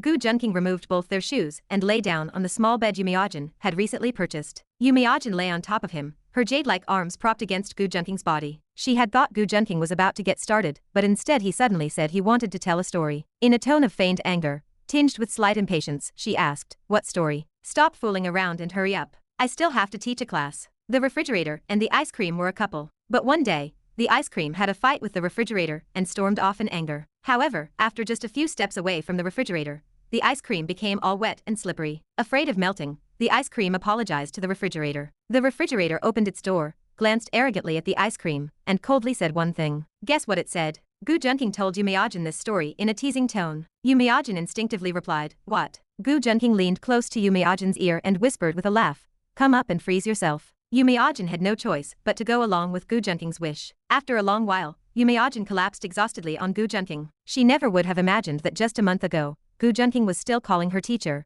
and in just this short time, he had already made her freeze herself on top. If someone had told her this a month ago, she probably would not have believed it even if she died. Yu Miajin was now so tired she could not even straighten her waist. She did not want to move a single toe. Gu Junking held Yu Miajin's small hand. "What are you thinking about?" "I am thinking about how I am supposed to teach class like this." Yu Miajin uttered these words weakly, without even opening her eyes. "It is fine. I will go explain later. Just say our math teacher asked for leave." Gu Junking spoke leisurely, feeling quite triumphant today. He wondered if Yu Miajin would still dare to look down on him. "When you usually need to take over the PE teacher's class, do you say he is sick? I will also tell the students that our math teacher Yu Miajin is sick and needs acupuncture treatment." Yu Miajin pushed herself up from Gu Junking and glared at him angrily, thinking this person was utterly shameless. "Then what should I call you? Dr. Gu. All right, get out, get out. I need to go teach class." Having had her fill, Yu Miajin was already turning hostile and chasing Gu Junking away, which displeased him greatly. "Have not even put your clothes on yet, and you are already denying our relationship. Did I not just finish serving my young master Gu?" Yu Miajin was helpless, she really needed to go teach her class. But as she turned, Gu Junking grabbed her wrist again, and pinned her down on the small bed's straw mat. He began to smirk mischievously. "Teacher Yu, you seem to be sick." After several struggles where Yu Miajin could not break free, she turned her face away, and resigned herself to Gu Junking's advances. After another round of intense entanglement, Gu Junking finally walked out of the office feeling refreshed. She should be full by now, Gu Junking thought to himself, since she had already fallen asleep from exhaustion. It seemed there were aspects where Sun Tzu's art of war was not entirely correct. While taking the high ground might provide overwhelming advantage, the physical exertion was indeed greater. Gu Junking walked into the classroom, stood at the lectern, and tapped the desk to quiet the restless adolescent students. "Ahem, our teacher Yu is sick and has been taken by the doctor for acupuncture treatment. So I will be teaching this class for everyone." Gu Junking cleared his throat and announced the news to everyone. The male students in the class groaned in dismay, while the female students began to get excited. Gu Junking had no choice. After all, it was Yu Miajin's request, and he could not delay the students who were about to take the college entrance exams. Left with no alternative, Gu Junking resigned himself to accepting the task. It seems it is not just heroes who struggle to resist a beauty's charm, even villains can be swayed by pillow talk. Gu Junking felt somewhat troubled. Chapter 98. Gu Junking, the song Midsummer you sang was so beautiful. Yes, it moved me to tears. As expected of Prince Junking, even your singing is incredible. And that magnificent scene, combined with the unparalleled vocal skills, was simply amazing. Even my cat seemed to understand the emotions in it, completely enchanted. Really. My dog too. Watching his classmates still enthusiastically praising his singing skills, Gu Junking felt somewhat helpless. There was no helping it. After all, in his recent lottery draw, he had successfully won the divine level singing ability. It even possessed the power to influence animals. While others might be playing the lute to a cow, wasting their effort, Gu Junking could genuinely achieve emotional communication with all living things. Alright, I will sing for you again after graduation. For now, let us focus on class. After saying this, the entire class fell silent, watching Gu Junking shine brilliantly on the platform. Even the drowsy students perked up and listened attentively. This was Gu Junking teaching, a rare opportunity. No one doubted his ability to teach well. Instead, they felt honored. And indeed, Gu Junking explained many problem types with clarity and conciseness, making them easy to understand. His explanations were even more straightforward than the teacher's, leaving many students with significant gains. After finishing the lesson, Gu Junking returned to his seat. He noticed Mirongwon stomping over, clearly upset. Gu Junking raised an eyebrow, guessing she had found out that her second-place ranking had been taken by someone else. I am so mad. Where did this Ming Ren guy pop out from? Some remote corner. Mirongwon vented her frustration to Gu Junking angrily. The classmates, seeing Mirongwon approach Gu Junking again, were already used to it. After all, after the fight that night, Mirongwon and Luo Ningyu had left with Gu Junking. What they did together, the classmates had their suspicions. But everyone could only envy him, as Mirongwon's beauty was known throughout the school. She was one of the campus belles. During holidays, her desk, like Gu Junking's, would be piled high with gifts. Do not worry, the gap is not big. You can catch up next time. Gu Junking comforted the furious little cat before him. I do not care. I do not want to know who he is. Following the usual trope, the male lead surpasses the female lead's ranking, catching her attention. The curious female lead then becomes deeply involved. This was a classic novel plot device. Gu Junking's eyes darkened. Although Mirongwon's affection for him had already reached 90, undying devotion, he would not allow her curiosity about the protagonist to grow. It was better to be safe than sorry. Alright, no more thinking about other men. Do not worry, I will handle it. Gu Junking patted Mirongwon's head. Mirongwon sensed that although Gu Junking was smiling and still gentle, his entire demeanor had shifted. He became elusive and lofty. This version of Gu Junking even made her a little afraid, so she could only weakly clutch the hem of his clothes. I was not thinking about who he is, I was just a bit angry. I promise I will not think about other men anymore. Mirongwon raised 2 fingers in a vow, mumbling. She still felt somewhat insecure, afraid that Gu Junking might be angry. This adorable little act made Gu Junking's heart itch with fondness. Seeing that no one around was paying attention to them, he leaned in and gently pecked Mirongwon's cherry lips. I am not angry. I am just worried that someone might take you away from me one day. Someone as beautiful as you. Gu Junking stroked Mirongwon's cheek as if implying something. Only after being kissed did Mirongwon shyly lower her face, hiding her stunning features that were flushed all the way to her ears. How could anyone ever take me away? Unless you drive me away. As she said this, Mirongwon's originally flushed face paled slightly, as if imagining that terrifying scenario. Silly, how could I ever drive you away? Seeing Gu Junking's demeanor return to normal, Mirongwon finally relaxed and nestled closer to him. I just feel like the distance between us has grown. After all, we used to be only 2 centimeters apart, but now it is 4 centimeters. Mirongwon expressed her grievances,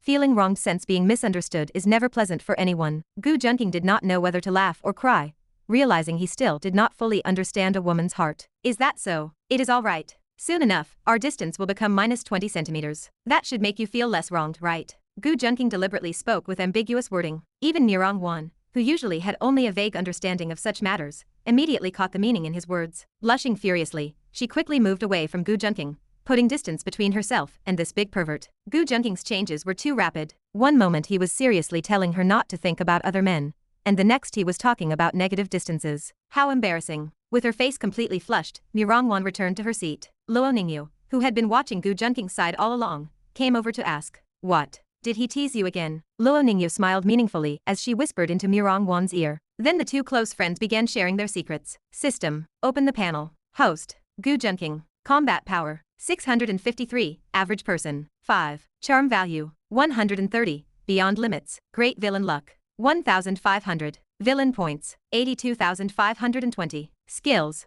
Grandmaster level combat awareness. Suinman technique automatically integrated. Divine medical skill. Divine piano skill. Divine learning ability. Divine singing technique. Grandmaster appraisal technique. Grandmaster Racing Skill. Auras. Female Lead Charm Aura Stage 2. Mosquito Repellent Aura. Talent. Golden Eyes Stage 2. After Gu Junking's Suanmin, Profound Gate, technique automatically integrated with his Master Level Combat Awareness, is Combat Awareness upgraded to Grandmaster Level Combat Awareness. While Master Level could fully utilize one's own strength, Grandmaster Level Combat Awareness could enhance performance to 150%, even doubling it at times. Moreover, without realizing it, Gu Junking's villain points had surpassed 80,000 through harvesting from Su Chen and the new protagonist Zhang Feiyu. His strength had also broken through the 600 barrier through continuous dual cultivation, reaching the 6th rank in the mortal world. If ordinary people were to name this realm, they would use only one term: Grandmaster. The Grandmaster realm of martial arts, yet Gu Junking had achieved it so effortlessly. Whether it was the combat power directly drawn from the system, or gained through dual cultivation,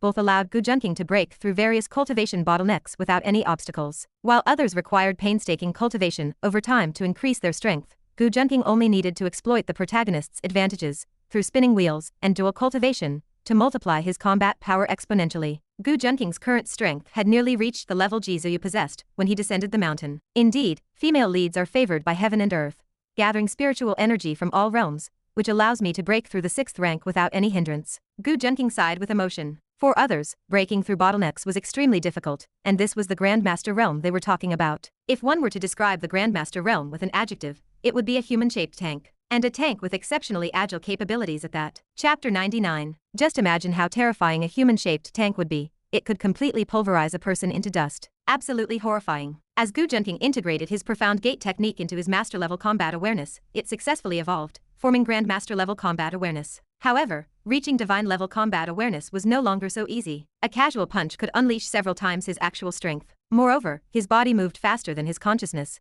relying on conditioned reflexes from every part of his body, without any need for conscious thought, maximizing movement speed and reaction capability. His body and mind separated, allowing each part of him to perceive surrounding dangers beyond instinct, eliminating the need for the brain to process before acting. This was already a divine realm. To make a comparison, it was like Ultra Instinct, the forbidden mental state. Being able to defeat opponents several times stronger than oneself was a realm even protagonists rarely achieved. Watching his villain points grow slowly, Gu Junking felt it was time to bring Su Chen down. After all, more and more protagonists were appearing, and he could hardly keep up with harvesting them. As for the female leads, Gu Junking even wished he had 2 extra kidneys. Otherwise, it was really hard to keep up. If it were not for the dual cultivation techniques of the Yellow Emperor's inner cannon sustaining him, Yu Miajin would have drained him dry by now. Meanwhile, Zhang Feiyu had even teamed up with Su Chen, forming a brotherly alliance against Gu Junking. When Gu Junking found out, he was both amused and exasperated, just 2 pieces of fodder, dreaming of escaping his grasp. Returning home, Gu Junking first treated Shi Hanyan's injured leg and comforted Lin Qingze properly, refraining from any unusual activities with them. After all, he had to focus on preserving his vitality now. The field never wears out, it is the ox that gets exhausted. The ancients truly spoke no lies. Waking up in the morning, Gu Junking dressed exceptionally handsomely, opting for a more mature style. After all, his elder martial sister was already in her 20s, and dressing too much like a young pup would create too wide a gap. He had a date with his senior sister today, and if he did not look sharp, Chen Lingyu might not even remember him. This time, Gu Junking drove a LaFerrari out. He quite liked the sound of this car. Soon, the roar of the LaFerrari echoed through the streets as it sped by. Men gazed enviously at the car, while some women wondered if they could snag a golden son-in-law. Some sourly remarked, "It is just a shit. I will buy one myself someday." People around glanced disdainfully at the speaker's flip-flops and shorts. Does it need 4 batteries? Remember to use Nanfu, they last longer. Gu Junking was unaware of the stir he caused driving through the streets, and even if he knew, he would just laugh it off. Driving into the villa area in the West District, the same lackey was on guard duty. Recognizing Gu Junking, the lackey quickly stepped aside to let his car through, his face full of envy. The boss's junior is so rich. This car must cost tens of millions, right? Good thing I did not offend him yesterday. He felt relieved, proud of his discernment in not provoking such a noble young master, and reporting directly instead. Arriving at the villa, Gu Junking opened the door directly. Yesterday, his senior sister had given him a key, allowing him to enter without announcement from now on. Only Gu Junking possessed this privilege. After all, he was the youngest junior brother. "Senior sister, I am here." Gu Junking went upstairs and knocked on the door. When no one answered, he pushed it open. But the moment he entered, Gu Junking immediately stepped back out. Feeling slightly dizzy, his head seemed deprived of blood. All the blood had rushed downward. Gu Junking's eyes went vacant. He had actually seen his senior sister sleeping, wearing only her undergarments. Fortunately, she was facing away from him, so he only caught sight of Chen Lingyu's alluring and fiery curves. Still, it was incredibly stimulating, enough to make even the battle-hardened Gu Junking mutter that he could not handle it. Such a voluptuous figure was something the inexperienced Mirongwan could not compare to, and even Yumiajin fell slightly short. Gu Junking smiled wryly. What he did not know was that Chen Lingyu in the inner room was utterly flustered. This should not be. I spent all last night searching online. Men are supposed to be unable to resist this. Has my junior brother really reached a point of no return? Chen Lingyu ruffled her carefully styled hair, feeling rather defeated. Her junior brother had taken one look and left, giving her no chance to make a move. Otherwise, she could have followed the online advice and properly explained to him the advantages of women. Senior sister, hurry up. We agreed I would take you out today. Outside the door, Gu Junking had no idea that Chen Lingyu had intended for him to see her, hoping to teach him a lesson. Had he known, even if his legs were broken, he would not have left. Coming. The ever-persistent Chen Lingyu had no choice but to get dressed, freshen up, and step out of her room, leaving behind her still open computer. The search bar had not been cleared. How to straighten a man who is already bent. One netizen had replied, make him appreciate the beauty of a woman's body. Chen Lingyu had spent much of the previous night psyching herself up, ultimately deciding to take matters into her own hands. She just had not expected Gu Junking to react so quickly. Now, chasing after him felt a bit embarrassing. Who would have thought someone still trusted those netizens? They were all seasoned perverts. What meaningful advice could they possibly offer? Of course, Gu Junking was quite pleased and secretly wished she had gone even further. As Chen Lingyu emerged, Gu Junking's eyes lit up with admiration. He had not expected her style to be so versatile. Yesterday, she had been a spicy girl. Today, she was a sweet young woman. A long dress paired with slender high heels accentuated the length and straightness of her legs. A light touch of makeup softened her mature, spirited features, highlighting her feminine charm. The faint, enchanting fragrance drifting from her made Gu Junking feel almost intoxicated. It seems I really should not let such a beauty remain detached and indifferent. A subtle gleam flashed in Gu Junking's eyes, his desire to win over Chen Lingyu growing stronger. So, is your senior sister beautiful? I spent all last night searching through my closet for an outfit you would like. Pretty right. From now on, when your senior sister asks you to do something, you cannot refuse, okay? Chen Lingyu twirled, fully displaying her graceful figure to Gu Junking. Very beautiful, senior sister. From now on, if you need anything, I will rise to the occasion, Gu Junking declared with righteous determination. Chen Lingyu smiled contentedly, feeling that her late-night search had not been in vain. After all, Gu Junking was staring at her, completely captivated. Chapter 100. Chen Lingyu followed Gu Junking out of the villa door. Seeing the luxury car LaFerrari that Gu Junking drove, she remarked, "Oh, little junior brother, your family is quite wealthy." "Not at all, just average." Gu Junking feigned humility, a classic case of Versailles literature. However, the Gu family was indeed his greatest support aside from the system. That was why he spared no effort in clearing many obstacles for the Gu family. Whether internal or external, he eliminated treacherous elements and traitors within, while neutralizing threats from protagonists outside. Now, the Gu family's influence and power had grown increasingly formidable, and Gu Junking had become the sole authority within it. Although the nominal manager was still Gu Junking's father, Gu Junxiang, behind the scenes, Gu Junking was the true mastermind behind everything. Gu Junxiang was naturally delighted by his son's transformation, firmly believing that Gu Junking would be the family's revitalizing leader, guiding the Gu family to the status of an aristocratic clan. The status of an aristocratic clan could even attract the attention of national institutions, and powerful clans could influence the fate of a country, or even the world. This is anything but average. Even if your senior sister wanted to buy one, it would be very difficult. Chen Lingyu spoke with some complexity. She had wanted to shield Gu Junking from hardships, but it turned out he had already become a force to be reckoned with. It was as if she had just given birth to a child, and wanted to take responsibility, but the child had already grown into a man in the blink of an eye. Does senior sister care about this? If you want, I can give you one. A sports car was nothing to Gu Junking compared to even a slight increase in a female lead's favorability. Moreover, he still had several top-tier sports cars in both the Gu family garage and his system space. No need. Let's go. Where do you want to take your senior sister? Chen Lingyu waved her hand. How improper would it be to accept something from her junior brother? If their master found out, she would surely be punished. Thinking of their master, and then Gu Junking's peculiar preferences, she felt conflicted. It seemed she still needed to take on some responsibility as a senior sister. How could she save her junior brother from his peculiar habits? Chen Lingyu somewhat roughly climbed into the car. She was not the elegant type. If not for her junior brother, she would never wear dresses, high heels, or similar things. Such attire made it difficult to fight, and she even had to use chest bindings. Today, she had worn these things specifically to correct Gu Junking's preferences. I hope what I found on a certain search engine is useful. Maybe I should try another search engine? Chen Lingyu thought to herself as she sat in the car. Gu Junking drove swiftly along the road, giving Chen Lingyu a rare moment of relaxation. Usually, her subordinates bothered her with every little thing, leaving her endlessly frustrated. With her temper, there was nothing that couldn't be solved with a fight. If there was, it simply meant she hadn't hit hard enough. Of course, Yang Shixing's current plan to unify the West District was partly due to Chen Lingyu's influence. After all, when martial prowess reached a certain level, numbers no longer mattered much. Ordinary people were virtually insignificant against Chen Lingyu's third-tier strength, even if she couldn't unleash her full power. Only experts could contend with experts. As for young people lacking martial morality and resorting to sneak attacks, Chen Lingyu would only retaliate with her swift whip. With her skills, she couldn't be easily defeated by simple ambushes, and even firearms would struggle to catch her off guard. So now, Chen Lingyu felt thoroughly relaxed. Today, she had given herself a day off. Senior sister, let's go to the amusement park. Gu Junqing glanced at the golden-haired beauty beside him, and said with a smile. Chen Lingyu raised an eyebrow. Junior brother, I didn't expect you to be so childish. But it's fine. Senior sister has never been to one before. Speaking of which, how did you become master's disciple? Chen Lingyu brushed aside her hair, and turned to ask curiously. Her posture appeared exceptionally charming under the sun's halo, as if she were surrounded by a radiant aura. Of course, Gu Junqing couldn't tell the whole truth. He only said that master had saved his life. And after seeing how powerful her martial arts were, he shamelessly insisted on becoming her disciple. As Gu Junqing recounted their days on the mountain, Chen Lingyu gazed at him with gentle eyes. It seemed she was also reminiscing about the time she had spent living with Ji Zuyu on the mountain. But soon, her expression turned somewhat troubled. Junior brother, master's martial arts are indeed formidable, but your senior sister isn't weak either. Besides, people who practice martial arts tend to be rough. You wouldn't be able to handle it. Gu Junqing nodded in agreement. Chen Lingyu's third-grade cultivation level was indeed unrivaled among ordinary people. That's right, senior sister. Master's bamboo whip really stings when it hits. Gu Junqing was trying to gain some sympathy. What? Master used a bamboo whip? Could it be that master has already done that to you? Chen Lingyu's face turned pale. No wonder master usually avoided her. Could it be that master also liked men? In truth, this assumption wasn't entirely wrong. Ji Zuyu did indeed like men. However, since Chen Lingyu had always believed Ji Zuyu was a man, the situation seemed rather peculiar. Yes, it hurts a lot whenever my posture was incorrect, she would whip me. Gu Junqing was only making things worse, and the key was that he was doing so unintentionally. In reality,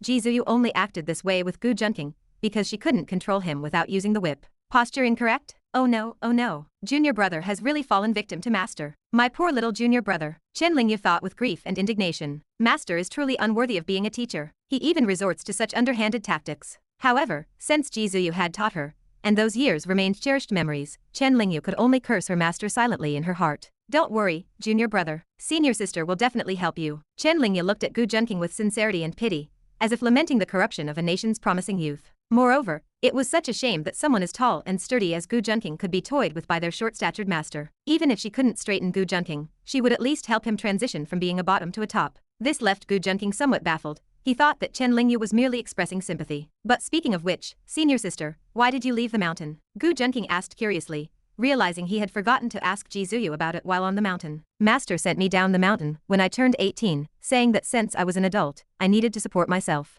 Later, she took on another disciple named Su Chen, but I don't know much about him since we didn't spend much time together. I suppose master must have been lonely, Chen Lingyu said with a hint of emotion. Gu Junqing was speechless. He refused to believe that Ji Zuyu, that homebody, could ever feel lonely. Otherwise, why would she keep refusing his advances? Gu Junqing thought shamelessly. But then he remembered the news of Ji Zuyu soon descending the mountain, and felt somewhat happy again. He contemplated whether to exchange some drugs for strengthening essence and fortifying kidneys from the system. After all, if Ji Zuyu had already welcomed him with open arms, for the sake of healing his injuries, then he could only empty his arsenal to repay her teaching kindness. Thinking this, a wicked smile appeared at the corner of Gu Junqing's mouth, making Chen Lingyu, who was watching him nearby, feel conflicted. She felt her junior brother was basically beyond cure. Whenever topics related to their master came up, his entire demeanor would change. To be continued. Hope you liked today's video. Join the community by subscribing and dropping a like. I'll be back with another update as soon as possible. See you then.